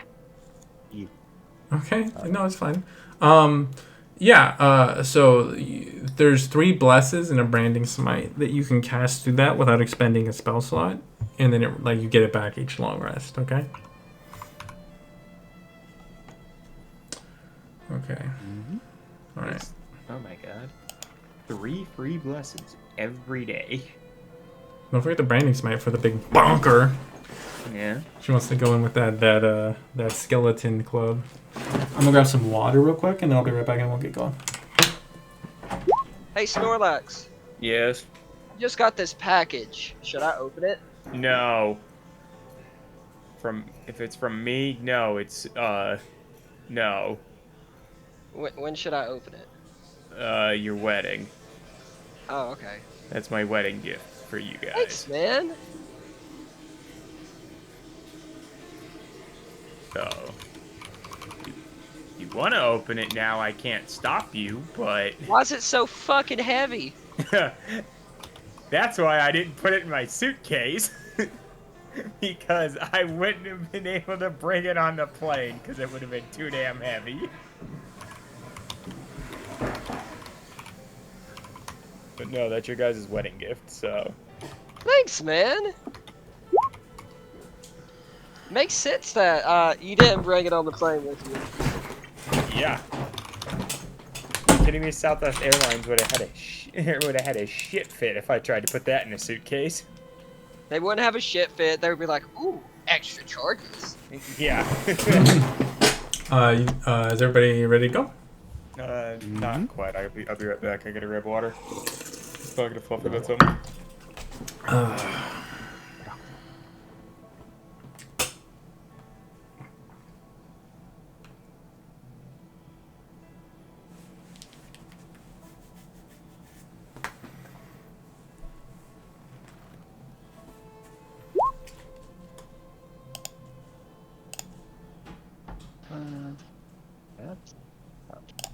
You find some new city music. Oh, tracks.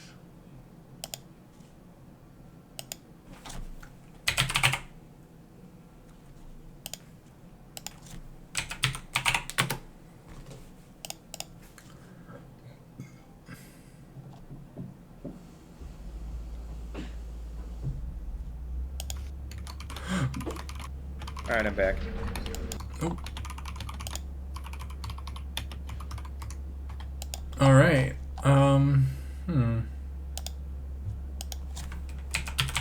Sorry.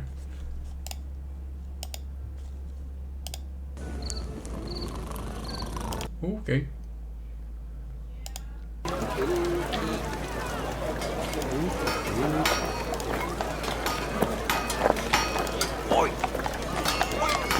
Christian's sister asked if it's a thing of dildos. No. It's so heavy. Oh. All right. There was an option on Amazon to like wrap it, and I'm like, I don't know how they wrapped it, but The dildo? no. The package? It's Yes. actually pretty nice. It's like a canvas bag with like Ooh. this teal boat. Oh, I'll just show you a picture of it. Let me see.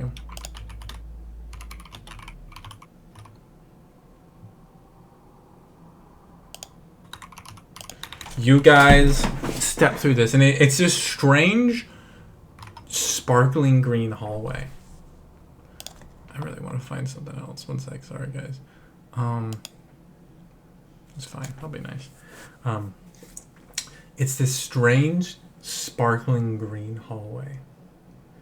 As you step out, and you can see these lines of just green energy that kind of line through it.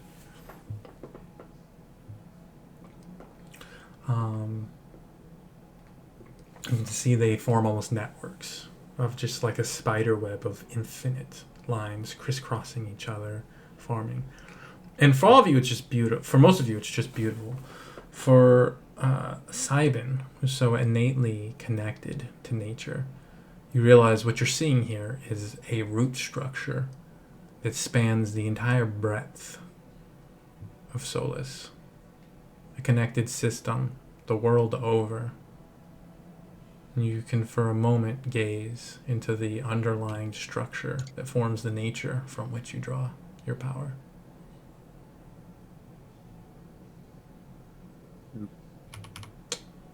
But Question. I'm interested in what Iggy sees it like, because she's like tripping balls right now.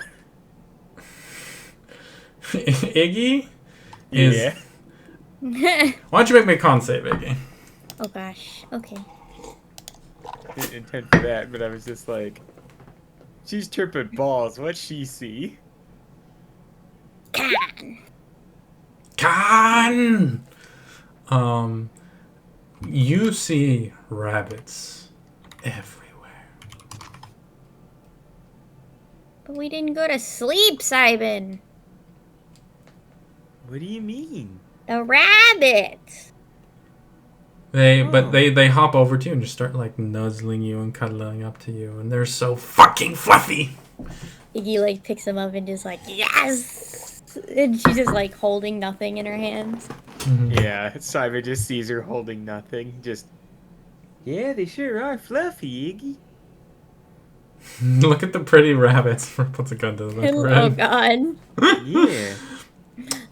But you guys step out of this strange druidic hallway, pushed along by Luth herself and her compatriots, as they like more familiar with this kind of travel, kind of like they're like, yeah, okay, I know you're kind of in trance, but keep moving. A little bit of the tourist in New York on the near New York sidewalk, where you kind of just get like, okay, come on, just get bodied a little bit. And you guys step out and immediately are fucking freezing. As you step into the crunch of snow and a cold wind washes over you. You guys have spent the last 6 months in a desert. You are no longer in a desert. Said Cochise was gonna be cold. Well, it is the dead of winter, I would remind you. So when you're not in, like, you know, a desert, it gets real fucking cold. As you step out, you can see the humidity. It's much more humid here as the cold kind of washes over you, and you can see snow across the landscape, pines and evergreens kind of rock across the landscape. You can see as you begin to look out, you can see you're on a you're in kind of a field. At the center of it, you can see this large tree that you turn around to that you stepped out of. You can see more of them. It appears like you can see kind of like farmlands here and there.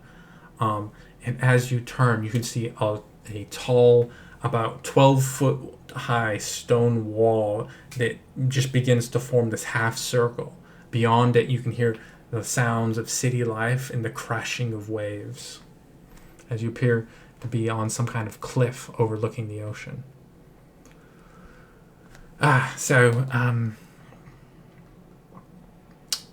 Welcome to Cochise.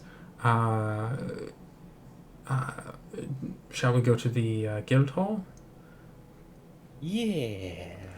Cool. And I'm gonna cast Produce Flame and just hold it in my hand. Yeah, as like it's cold and it's getting kind of late in the day, so it's real cold. Oh man! And it's been a long time since I've seen the ocean. Mm-hmm. You can hear in the distance though, like.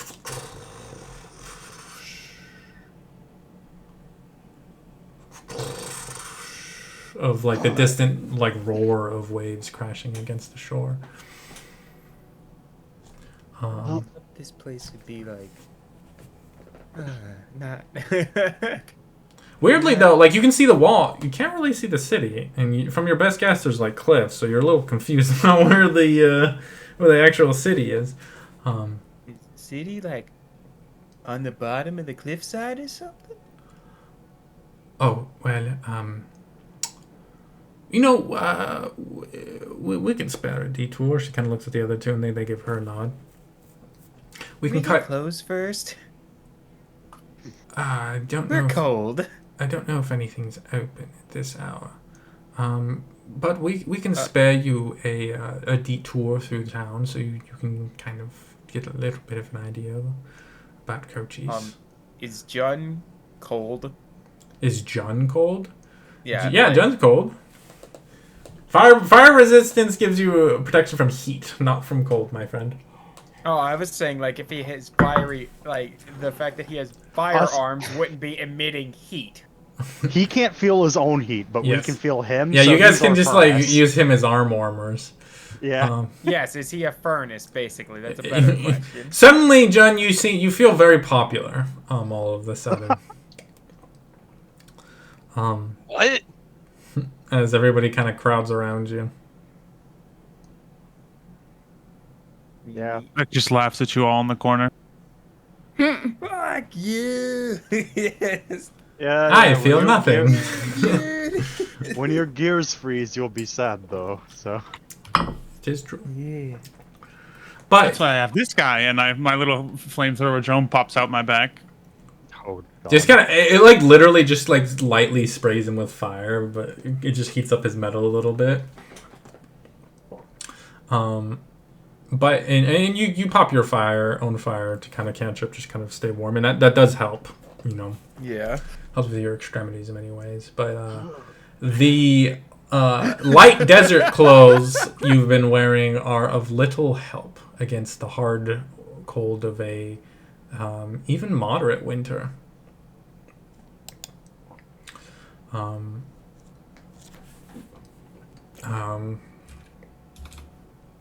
But Luke kind of leads you in. You can see the guards here have fairly nice armor. There's like burnished copper details to their armor. And you can see there's a like single like lamp, a single candle is kind of like depicted on their armor in various places to kind of signify them as guardsmen of whatever their band is. They kind of like one of them goes to like stop you and then recognizes Lewis and kind of gives her a nod. And she says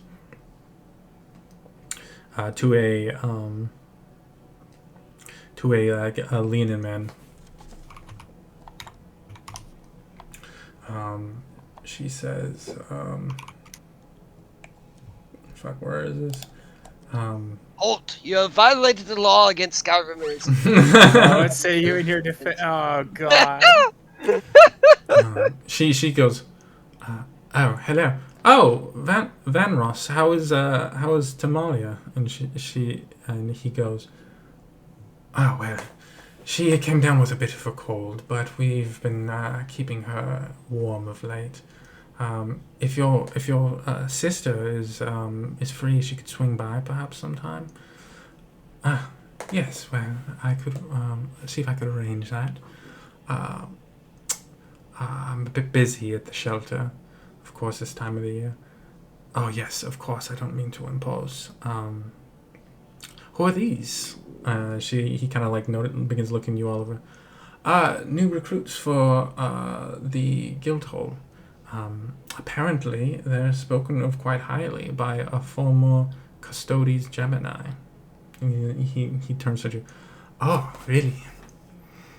Well, I'm sure you'll all do big things one day, just like this little lady. And kind of like elbows her, even though she's got like a solid foot and like probably like a good 150 pounds on him.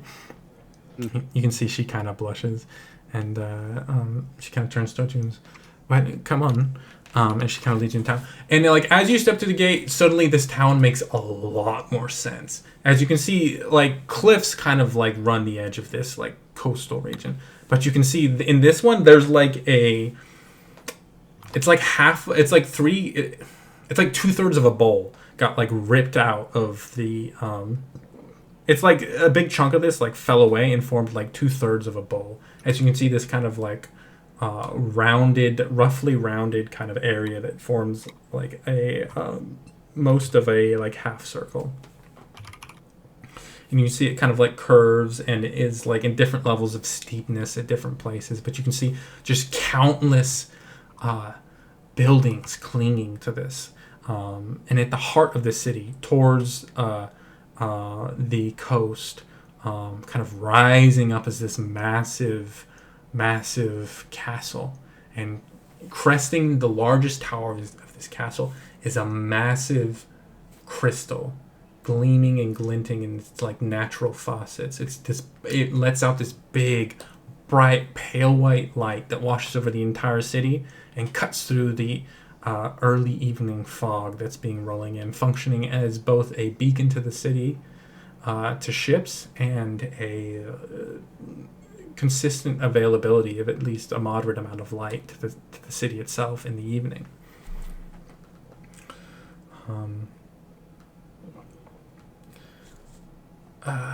And you guys kind of like take this in. You can see the city just like goes, and you can see different structures, different districts kind of picked out. You can see like off to your left, you can see like fine estates that kind of roll down a portion of the like curve of this bowl. Off to your right, you can see like a particularly steep place where a number of like houses are just kind of clinging to the edges. You You see people going about their business. The roads here aren't like almost never straight. They're always winding to like make these like steep edges more tolerable. You can see like further down into the bowl, like nicer buildings and doubles, 2-story houses where people have been able to find like flatter patches they've built up because that land is valuable. You can see a sprawling dock kind of spreads through the exposed like landed corner of this like semi bowl that is formed. And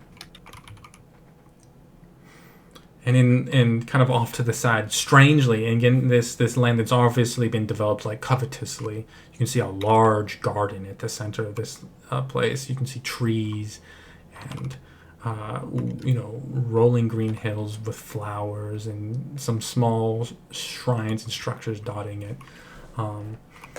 Familiar to anyone who, familiar to literally nobody here. Never mind.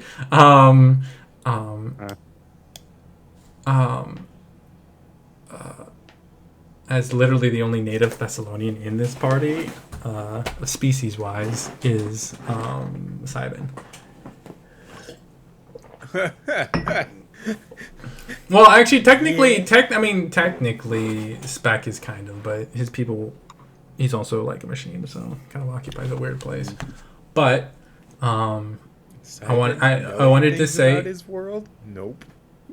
I wanted to say something to all you guys, and that thing is welcome to Cochise. Hell yeah. As you kind of like just take it, and you can see seabirds, like the early evening fog is beginning to roll in. You can see people kind of shouting, going about their businesses. And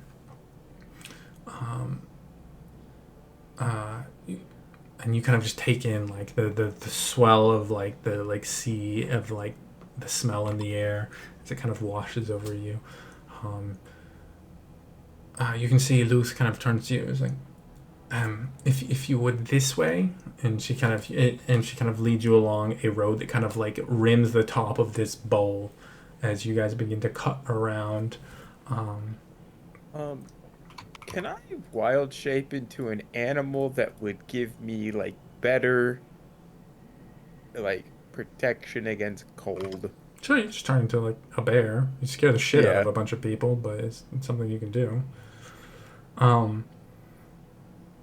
And also, like, you realize, like, this wall, like, the wind comes, as you kind of look like, when you were out there, you could see the land kind of slopes down towards this, and the wind, like, funnels down that hill into this, like, place. Okay. And you can see now that you're on the other side of the wall, the windbreak makes this, like, chill so not quite as intense. Bearable. Yes. All right. You get, and there was, like, lots of buildings on the outside of this wall, and you, like, you can pretty quickly, as someone who's traveled to a lot of places and has, like, a good, like, sense for, like, neighborhoods and like classism and stuff, just from having occupied a lower class position and having to navigate a lot of prejudice, that like the nicer neighborhoods probably are inside the wall, and the ones outside just get fucking blasted by wind. Okay.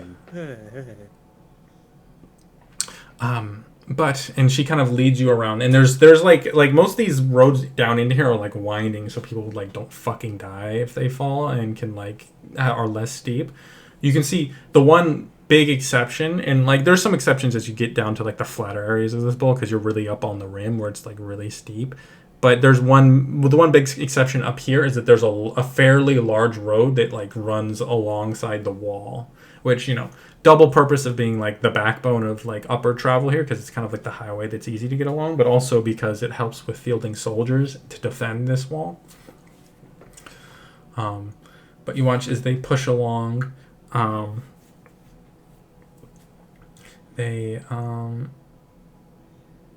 She eventually, after a few good minutes, and you're just walking through, taking in the sights, which, you know, even as the town is waning down, it's kind of fucking cool to see like just like a completely different, and you can see like they're like Amaraldo was mostly like old world peoples. Cochise is like a pretty dead even split of old world and Thessalonian peoples, And so you see like you're like getting in all these cultures, all these peoples doing different things. You see like a dwarf and a like Loxodani kind of dealing with each other and like negotiating the price on some materials.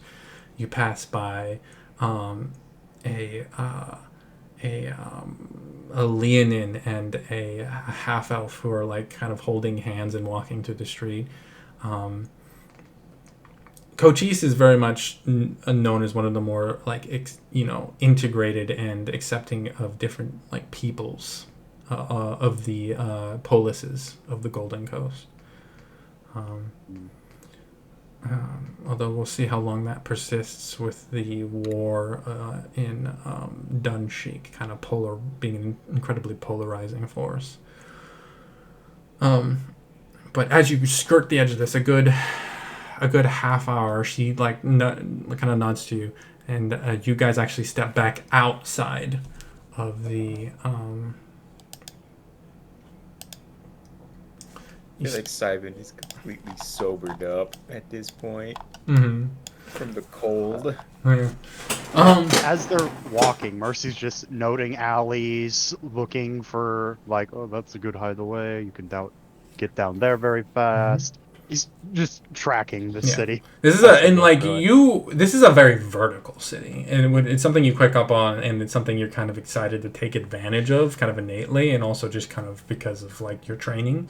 That this is a very vertical city because of how there's like how many buildings are like almost stacked on top of each other towards the edge of the bowl, and how like multi-storied the buildings are like on the flatter areas because they really want to take advantage of that space.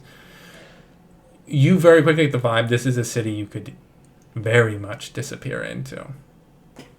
If you need to. Mercy's like, I've been out in fucking flat ass, sometimes vertical wastelands for so long. This is a vertical ass city. I am going to make a killing here. But she leads you out the gate, and you can see along, and the wind just immediately starts buffeting you again, and you step through a long central thoroughfare that cuts through and seems to be kind of the dividing line of two different districts. She kind of leads you to the left down another street. And going along for another 10-15 minutes, you eventually and you're beginning to draw near to the edge of this district. In which she says, this is Edgeside. It's a good enough neighborhood.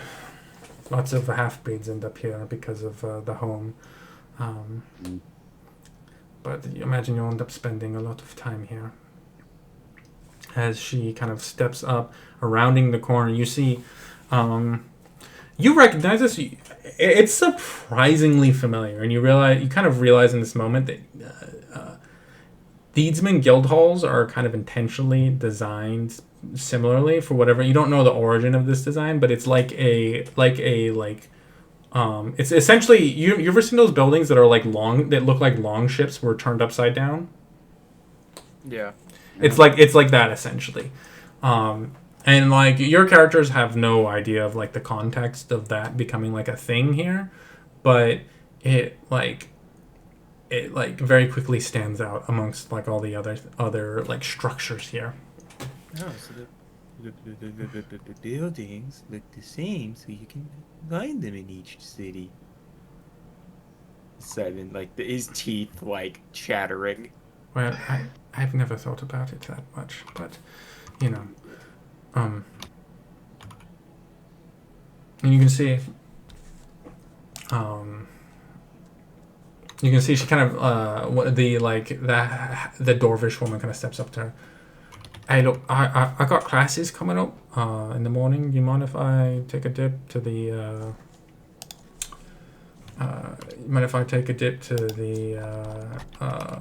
the bulwarks? And Luth looks at her. Yeah, go ahead. I'll catch up with you in the morning. And she gives her a nod. And she kind of steps up. And she kind of like pats her on the back. And you see the half dwarvish woman.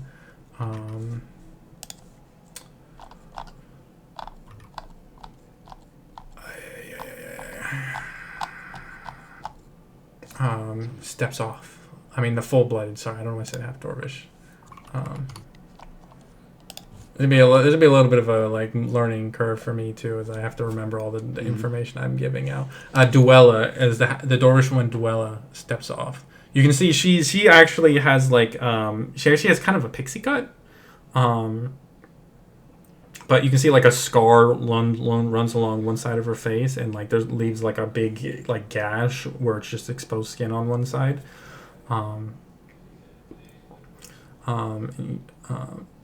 And wears like lighter dark leather armor, and she kind of pulls tight like a heavy wool cloak that like seemed kind of weirdly like, you know, gothy, like Matrix gothy kind of, you know what I'm talking about, out in the waist. But here you're quickly like, that's what this is for. Fuck. But Lewis kind of turns to you. Well, hurry on in. It's cooler inside. It's warmer inside. And she kind of like parts the door, and like a wave of like heat kind of washes, and you like quickly rush in, and you can see a again fairly familiar interior. You can see trophies dotting the walls. In here you can see like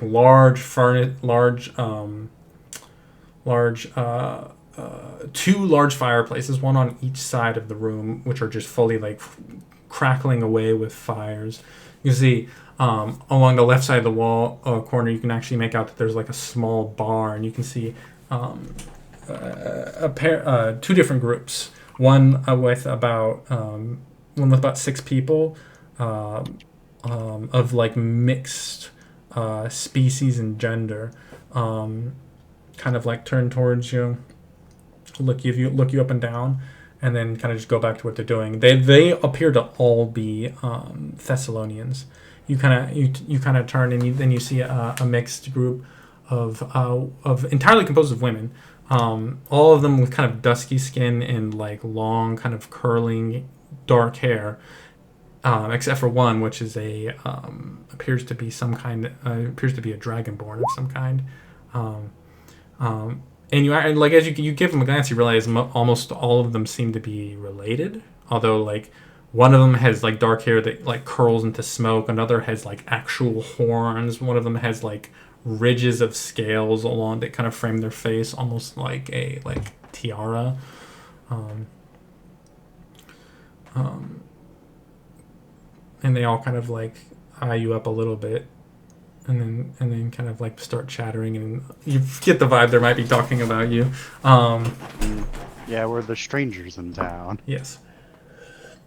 Yep. But she kind of rushes over. You can see there's almost like a front desk, and you can see there's a half elf, a pair of half elven twins, who are like very obviously related, very obviously the exact same age. Wearing almost the exact same thing. One is male and the other is female, and they're one of them is like writing something, the other's kind of bent over, and they're kind of chattering, and they glance up and begin to notice you guys. 1 second, guys. Vox and Vix. Vox and Vix. Who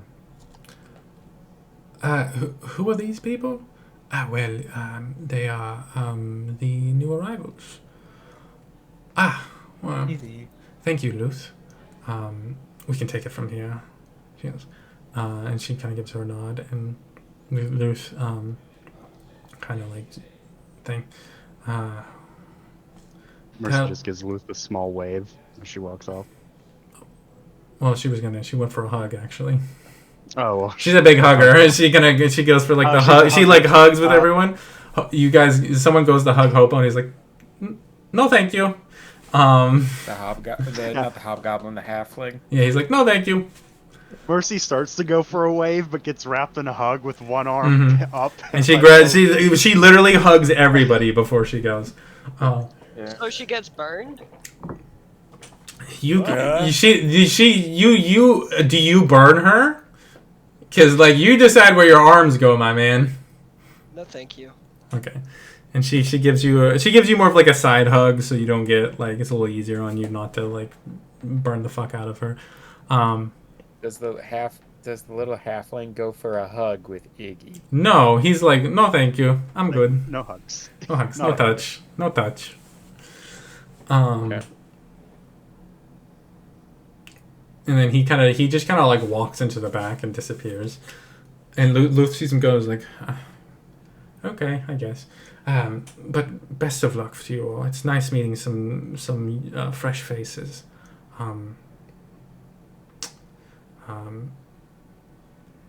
Anansi is he's a good man. He'll take care of you. Where can we get warm clothes? Well, you might spend the evening here, and then I'm sure Maya and Julius can help you with that. And she kind of nods to the two half-elves. But I've got to get back to the shelter and look after everyone. So I'll see you later. And she kind of departs. And leaving you in the care of two half-elves. You can see now that you look at them, they're quite like... They're like... I'm trying to think of a good equivalent. They're like office. They're like in like nice office clothes, if you know what I mean. But like also like practical, like the coats. The one's wearing a coat in the warmth of this interior with the two fires going. There's very professionally dressed. They have like their hair is very like purposely like in exactly the place it is. They have a very like not haughty but like officious kind of bearing to them. But the woman kind of speaks up. She's like, "Well, I'll and you very quickly realize their voices are like almost identical, to the point where like if you aren't like watching who's talking, you'll lose track of who is talking. But the female of them, well, as you heard, my name is Maya. This is my brother Julius. We'll be interacting with you a lot if you're planning to work here within Cochise and take jobs."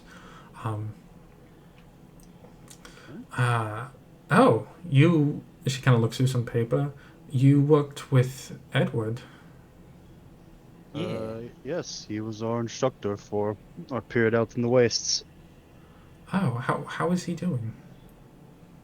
He's doing pretty good, all things considered. He seemed very much of the opinion he's getting too old for this shit. Probably going to take a nice trip into retirement soon, but... Well, I don't know about that. It was terrible what happened with him and Kronos. We've heard that name before. Did he not tell you? Well, no, I didn't. Simon didn't say that name out. No. Didn't say that out loud. That's like... No, he didn't. Okay. As she looks at you and sees like confusion on her face, she says, "Did he not tell you?"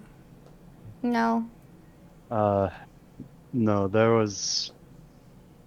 we had an encounter pretty early on where we met like this hobgoblin warband, seemed to recognize him, said some names.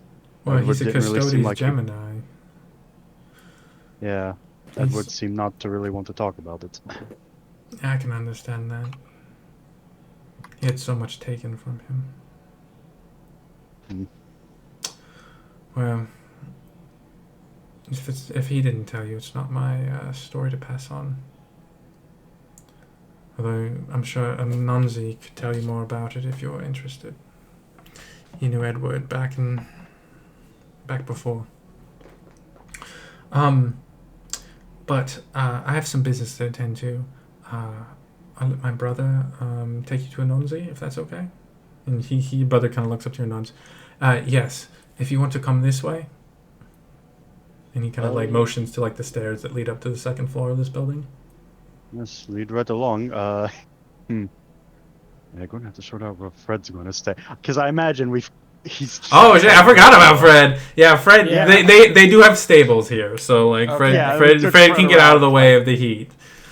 Like Fred just standing outside the door, like, come on, guys.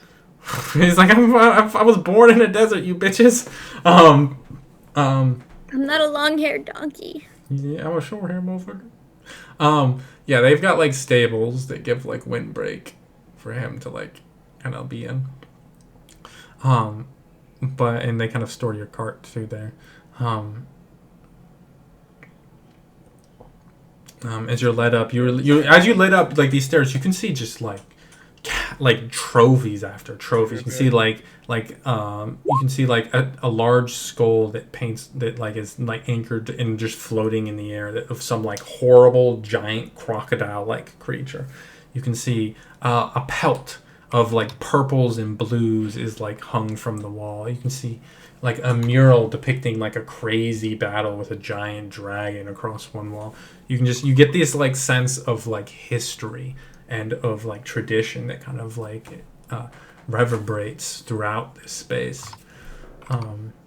Eventually, though, you round a corner towards a large like wooden reinforced door, and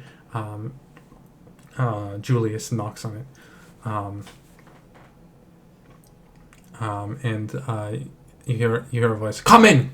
And Julius kind of like opens the door and kind of gives just a moment, and kind of steps inside. And there's the like whisper of conversation you can't quite make out through the door.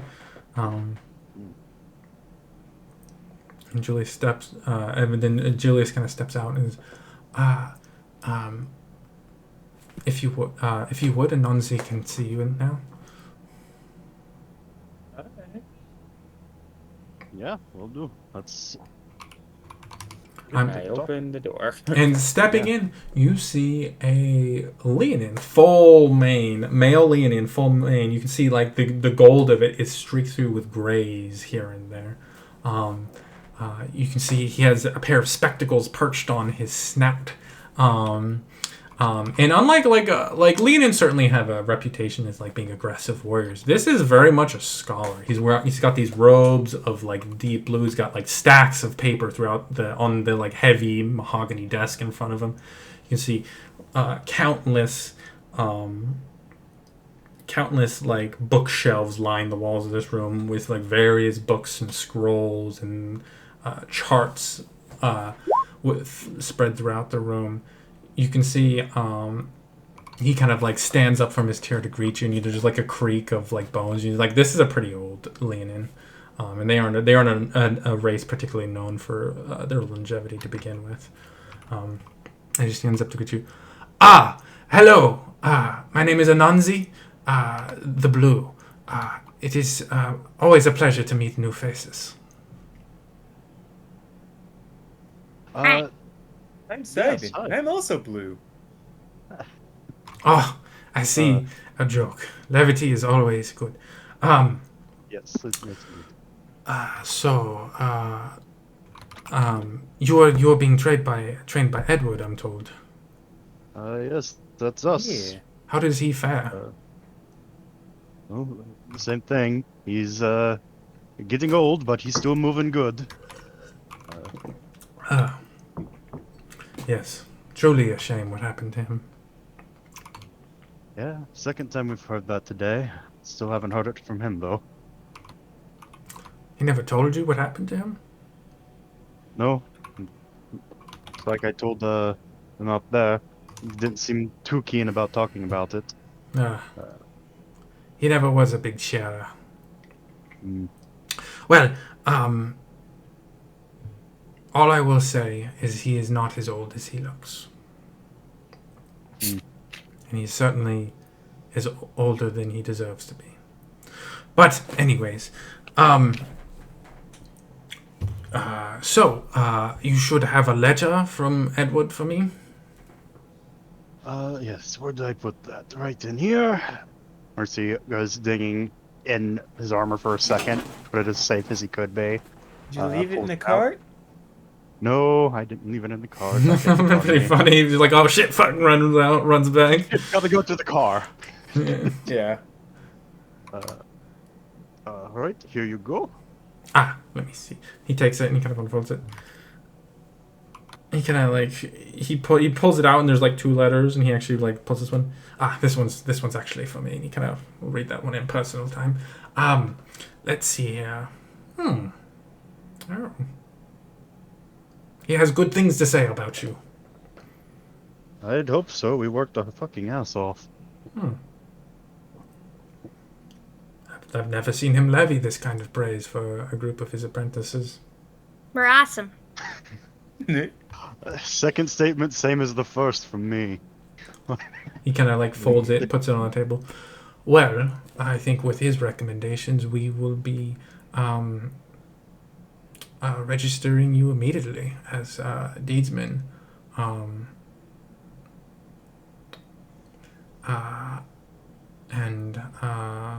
man. There's some paperwork you'll need to fill out.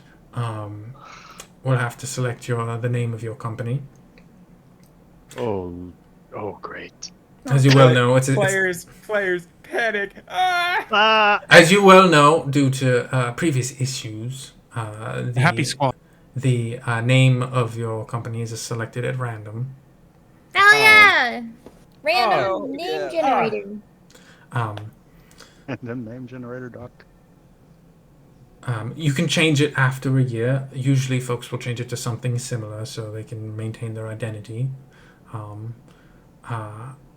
But oftentimes they leave it alone just because it becomes the name that they're known by. But I think we can begin the paperwork. I believe I have. He kind of like walks over to a wall and he comes out and he comes back with 7 scrolls. He kind of sets them all in front of you. If you could fill those out, I'll get started on the legality, the paperwork that lets us represent you, lets our legal teams represent you in legal disputes should you run afoul of law. I know I was a deedsman once. I know how things can get out of hand in villages and with taverns. Okay. Alright, Dig. Do me a solid and fill out my share. Yeah, Iggy, Sybin, There's literally like 3 people who can do this paperwork in the entire fucking party. Literally, Mercy is like, okay, I'll fucking help. So like this is like it's a pretty hefty amount of paperwork. So normally it would take like a half hour, but because like half of you can actually do paperwork, it just takes like a full hour. Yeah, it's like Spec helps one person, Mercy helps one person. Like John can read, but he just can't fill his own out. Yeah. Mercy's just reading through it so everyone knows, like, the contract fucking... What does that mean? Is there any fine print? Yeah, I'm about to say, I can see the fine print, but I can't read the fine print. Is there any fine print? No. As you kind of read through it, there are a number of things you pick up on. You are obligated to the point of like being banished from the deedsman and potentially like hunted to death, to answer the like if there is another deedsman in trouble, to like answer their call and help them. However, you can also like charge the money for doing that to like a certain like and there's a whole system for that. You'll be needing, and he pulls out like a small, a fairly large, like wide box, and he pulls out and begins setting out these metallic rods with like small glass balls on the end of them. And you recognize these. You saw one on Edward. He always had them. And one sec, I really need to grab some real quick.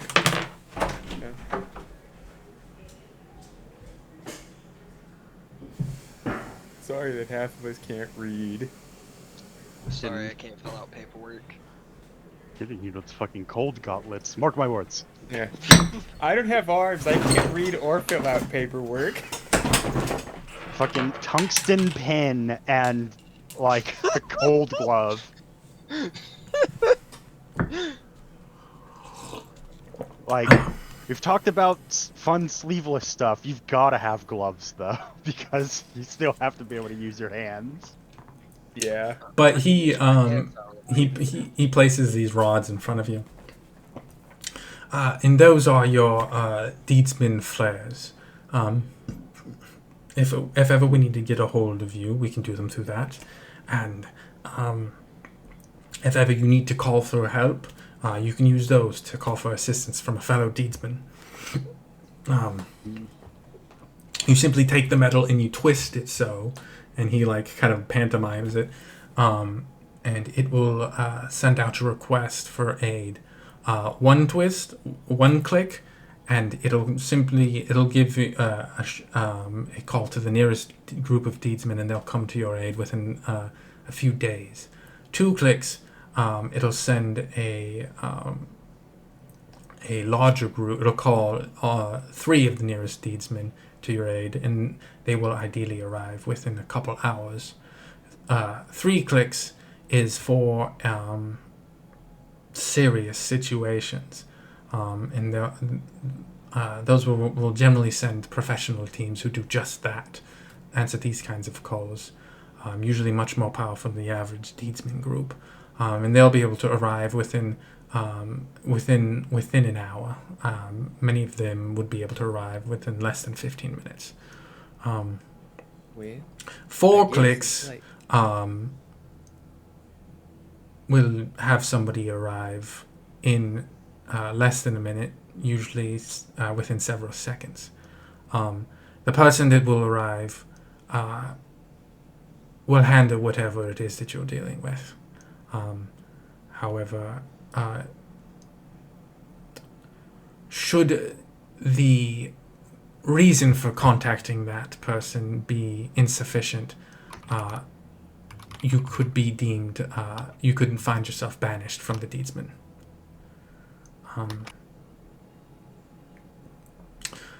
As with all of those, there are financial costs to using your flare.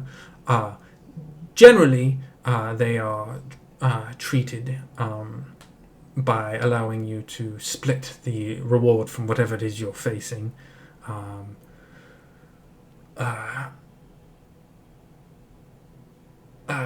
Generally, the tradition is you split the reward for whatever it is you're dealing with if you have to call them. That's most commonly happens if you have to use the first tick. But there's a progressively higher potential maximum amount that a group could ask for if with each click. What's the maximum? With 4 clicks, to be honest, it is often waived if it proves to be necessary. Often, and occasionally, some will ask for 10,000 silver just to donate. But the maximum for using 4 clicks is 50,000 silver. You could come into debt. Jesus! That's quite the amount. Of course, the person you are calling is, well, 6 of me couldn't kill them, so, and I am the most powerful wizard in Cochise, so understand that. So like, 4 click. Fuck, would Simon actually know what they were called? The Lion Company? No, so like the Doomsingers, you mean? Yeah. Yeah, Edward gave us a whole talk about that. Okay. So 4 clicks for a Doomsinger, whatever they're called. Doomsinger? Yeah. Yes. So 4 clicks for one of them, right? You just gave up on saying it, didn't you? I did. Well, actually, we have our own system for detecting them. Good on you to bring that topic up. However, yes. If the flares, and he kind of like wiggles his fingers at it, and one of the flares starts to pulse red. If the flares turn red like that, and you're obligated to report to the nearest Deedsman Guildhall, if you reasonably can reach it within a short time. We then will announce what traits are required to be able to attend said Doomsinger attack and help defend against it. You are under no obligation to attend the actual attack and defend against it. However, there is certainly a hierarchy of those who have attended more than others, and it would behoove you to attend a few, at least. And it's also an excellent place to make contacts with the more influential and powerful individuals within Solus. That said, it is also extremely, incredibly dangerous. Although individuals of your level would likely never face against a Doomsinger directly. You'd be running support, trying to rescue people from wreckages, help people evacuate, and heal the primary engagement team. And that's about what I figured. yes. So clicks are for different. Okay. Yeah. How do we know if someone's calling for help? Well, you'll see, and he like wheels his fingers again, and it starts like pulsing blue. Yeah. This will tell you that someone's requesting help. You should be sent shortly thereafter. Contacted with their locations, and we will give you directions to them. The pulsing generally quickens, and he like wiggles his finger at it again, and it starts. The pulsing begins to quicken as you draw nearer to them. So it's a, and then you negotiate afterwards. At your current rankings within the Deedsmen, you would be able to ask for up to 1,000 silver for your aid, although it is generally convention at your point in this organization to simply split the reward for or harvest from whatever it is that is attacking that group of Deedsmen. Now, you can't like break one of these on accident, can you? I'm just like, you know. If you are interacting with forces that can happens. break one of these, then you will likely be broken first. Morbid. All right. You know that. So this thing good. John might break it in his sleep. He's a bit of a, you know, rough sleeper. Okay. We have counseling services. If you'd like to talk to somebody about that. But speaking of services, I should go over. Like I said, we do provide counseling services. The mind is a organ that needs to be looked after as much as the lungs or the heart, and so we have, as a part of our medical services, we provide counseling services.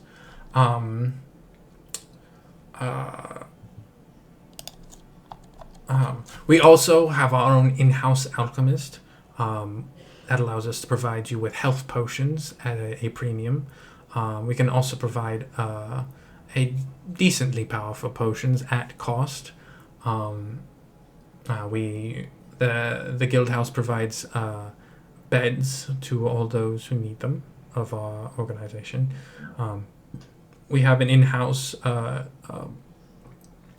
tavern, including alcohol and food. These premises can they're often a meeting places of different deedsman companies, so generally whilst here you would want to comport yourself in a way that you would like to be perceived by other companies within Cochise.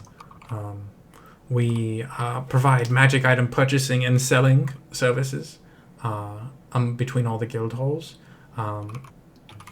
Magic items are more powerful than rare magic items we generally don't deal in, but everything beneath we traffic to those who require them. We keep a repository of knowledge within each guild hall, as I'm sure you well know. It is generally focused upon local monstrosities and ruins that have come to import within an area. But if you seek knowledge about those things, our records can certainly help you find it. I do have a question. Of course. What can I help you with? If you dig something out of a ruin and you go to sell it, could another deedsman buy it? Well, yes, that is generally what our magic item network is driven to. I mean, just like if you pull, even if it's not a magic item, but you just pulled something out of a ruin and say another deedsman wanted it because they thought it looked pretty or something. Yes, that is something we could arrange. Okay. Generally, antiques and forgotten technology would be sold to a university. I could arrange talks for you if you need with somebody who handles that kind of business. But generally, our magic item sales are for magic items wielded by deedsmen to be passed between each other, alongside gold exchanges, of course. We can put you into contact with local trainers if you'd like to practice your skills and sharpen them. And finally, we provide legal counsel as a part of your fees that you pay to the guild. We ensure that you have legal counsel when you need it.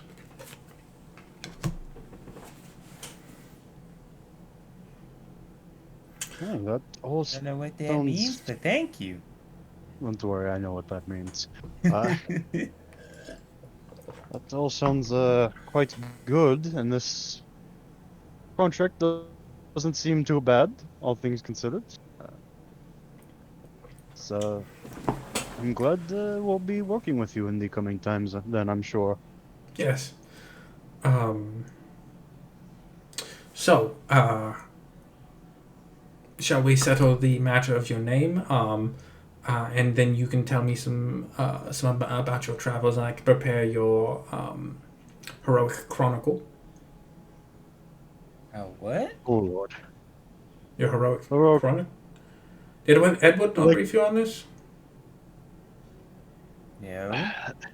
No, when we left, we're going to head out. We sort of ran into some hardship on the way out. Might have had less time for parting talks than we wanted. Well, that is of no issue. I can provide you with okay. So one of the key a heroic chronicle is a magic item to which all of you are connected within your deedsman company that is fueled by and made more powerful as you guys achieve heroic deeds.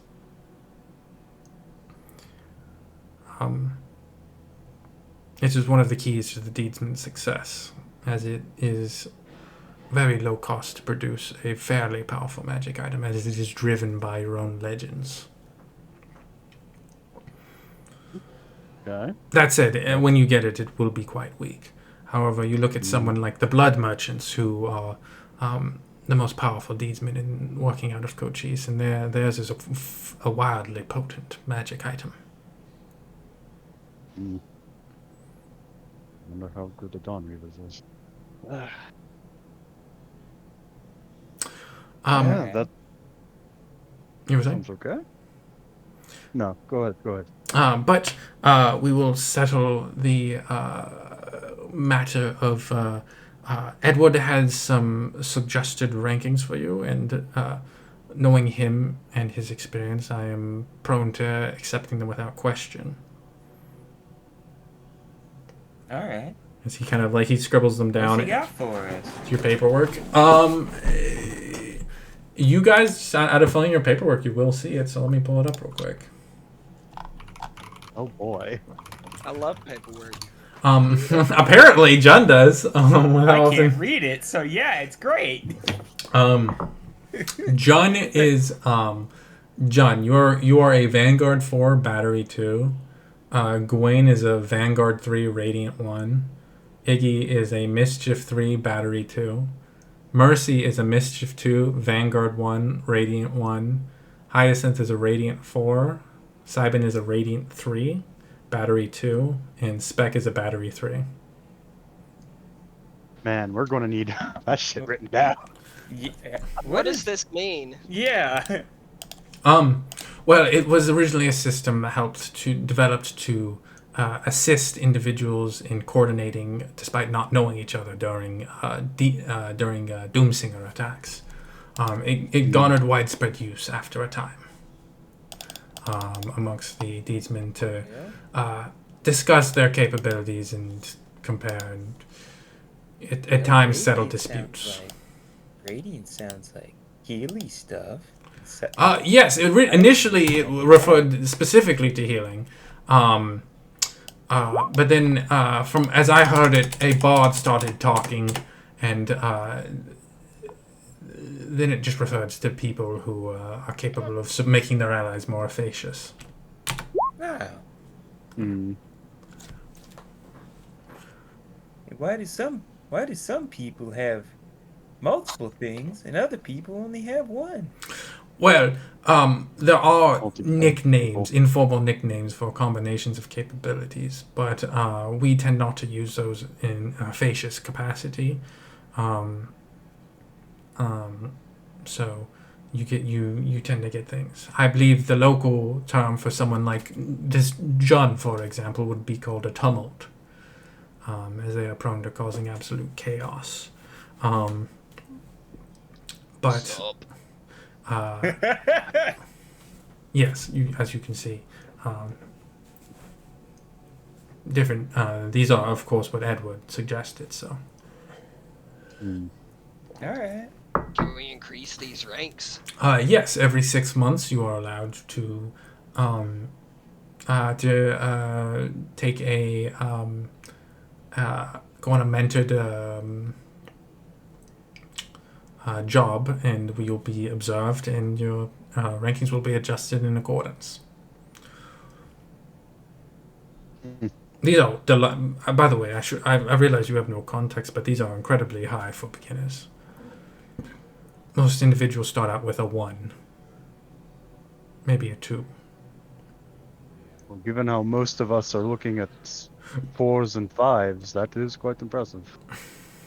Oh. Yeah, John's even got a 6. I say again, sup. Yeah, that tracks with John. If out of everyone in this group, he's the one I least want to fight in combat. Yes. Well, lastly, the matter of your name, I believe I have, and he goes and finds a box and has a bunch of pre-selected names in it. He can And go he just he just like puts his hand in a box and like. yeah, like dead ass just reaches in. Fucker.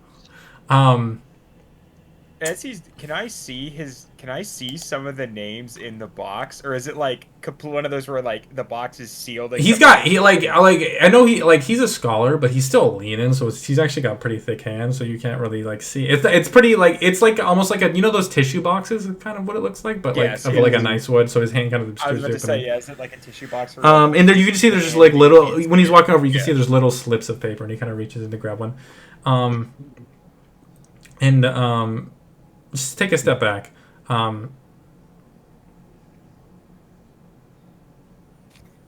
This campaign has no fates in it. Nobody is bound to any kind of destiny. There is no predetermined end to any of you. But once in a while, certain things happen a certain way. As he pulls a slip out, he unfolds it and is like, "Ah, that's not too bad."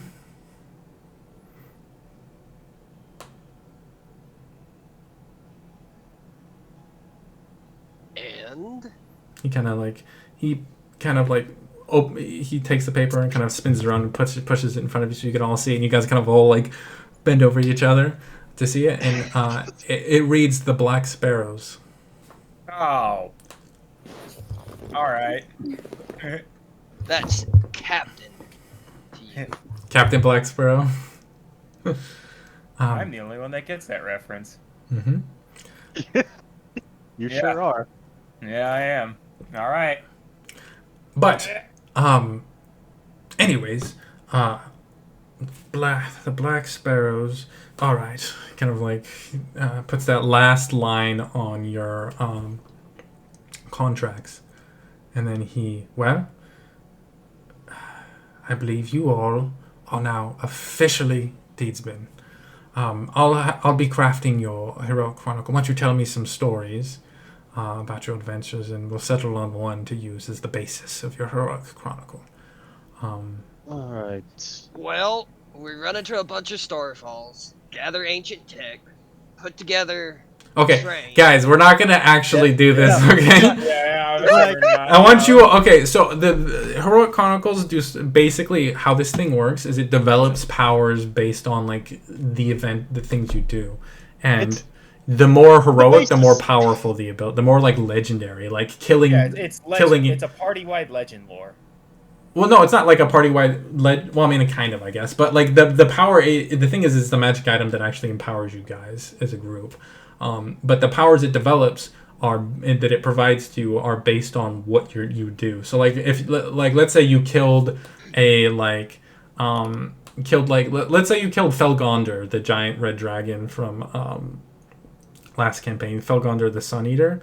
After you did that, you guys could basically just like give yourselves immunity to fire and maybe like cast Fireball a bunch for free, you know. You can kind of do that already with Athesia. I'm just like giving you examples, but I'm like just saying, Athesia could do it better.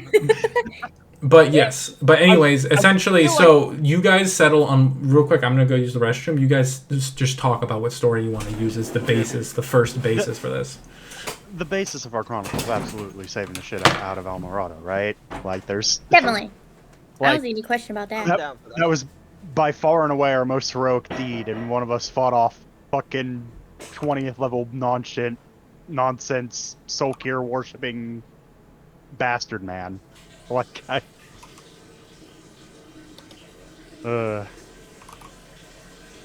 like, are there any deeds we've done that are even remotely as close to heroic as, like, we've got some good ones, like, we cleared that mound. Which mound? The town to the mine. Oh, yeah, we cleared out the troglodytes, but that's not necessarily. I mean, certainly impressive, not necessarily heroic. Like we killed a giant demon from a bunch of cultists. Yeah, I mean that's like we helped Remora relocate by dealing with the cat thingamajig. So which story are we going with? You saved the blacksmith's daughter. Yeah, I mean, that was less us and more. I mean, yeah, that was if you make it a lie, it actually weakens the fuck out of it. So we don't want to do that. No, there's the troglodyte stuff. The single most heroic deed we've done is fighting with Almorado to save it. Like, I feel like that's just the answer. Is that the story you tell him? Yeah, how we fended off the fucking Dawn Reavers and saved Almorado. Autumn Nights and the Dawn Reaver is like a single guy, but yeah. Well, both the Autumn Nights with the Dawn Reaver. Very well. I will keep that in mind. Maya and Julius can help you with training services if you're interested, and otherwise, spend the evening here. Begin to get acquainted with the city. If you have anything that Maya and Julius aren't able to help you with, I can endeavor to help you on my own. Otherwise, I've got to get work on a new heroic chronicle for some young upstarts, and he kind of laughs a little bit. Question. Mm-hmm. Where can we find a blacksmith? Oh, well, there's the bacon break down in the lower market. There's Hannigan up in the high market. Are you looking for something in particular? We got a shit ton of mithril, and we need it crafted. You'll want to go to the bacon break then. One second. So much fucking mithril. Like, we almost got more of it until the dragon was like, "Nope, mine." Yeah. Tamora there at the bacon break. She's fuck me. She's from. God, I need to reference so much shit. I will. I promise you guys, I'll get this shit tied on. I just need to run I need like a couple months in the city. I need a couple sessions in the city, and I'll get it down and fly. Couple months, damn DM. Dude, you fucking look how much I put. She's from Andabar. Her clan has smith some mithril, so she would probably be the person to sell it to. But these are the kinds of things that Maya and Julius will help you with. Generally, I'm a touch busy, so. Yeah. Good day. Also, because the DM's throat is beginning to wear out from doing this voice, so if we could do more high-pitched voice, that would be quite nice. Yeah. No, keep talking to him. Keep talking to him. Keep it going. So, how was your day today? Be gone! And he waves his hand and telekinesis you all the fuck out of his room. Go away. Get out of my office. So who's on the bottom of that pile as he throws us out of the room? Yeah, that was like. Let's cut to you guys talking to Maya and Julius. And, shall we arrange for a room to be kept for you? Yes, please. Yeah. The rooms we provide are nothing special, but they will see you through a cold night's evening. Thank you. We've been roughing it intense. And did you need training services? Yes. Okay. Not even let her finish that sentence. Yes. Do you have fire-resistant blankets? Yeah. We're gonna have to figure out something for June here.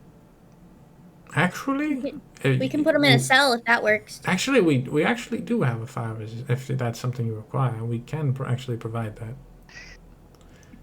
Fuck yes! It doesn't smell particularly great, but we do have some dragon hide sheets in storage that you could borrow for the evening.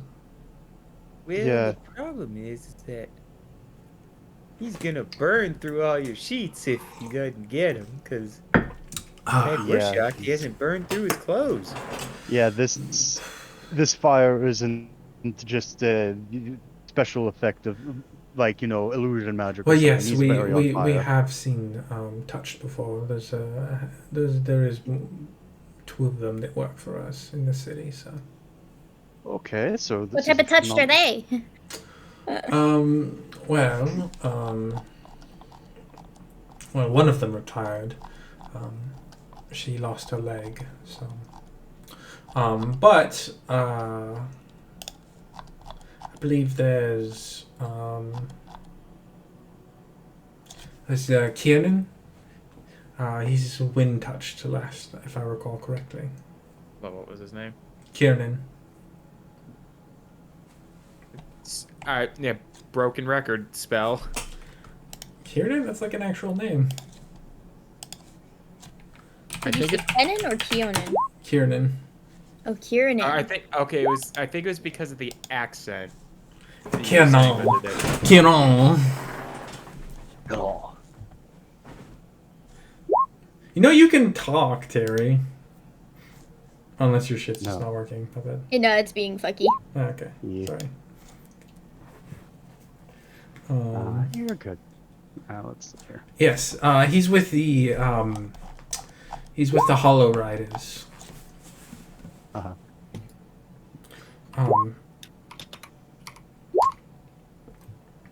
Yes, we might arrange for you to have a guide to show you throughout the city tomorrow. But for tonight, why don't you, Lester, and you watch as like at the a half orc at the like bar kind of like stands rapidly at attention, and he kind of like turns towards you. He's like, yes, ma'am. They drink for free tonight. You all enjoy your evening's rest. And be ready for an early start to your introduction to Cochise. Wait, before we go out tomorrow, can we go get clothes for this kind of weather? Because I'm sure your guide will help you in that endeavor. Yeah, first thing on the docket in the morning. But yeah, because we kind of came here through a tree. Yes, I'm aware. So I'll leave you to that. I'll make sure your guide will find you in the morning, and they will show you around the city and introduce you to the trainers that you'll be working with. But if there's nothing else you require, good evening. Thank you very much.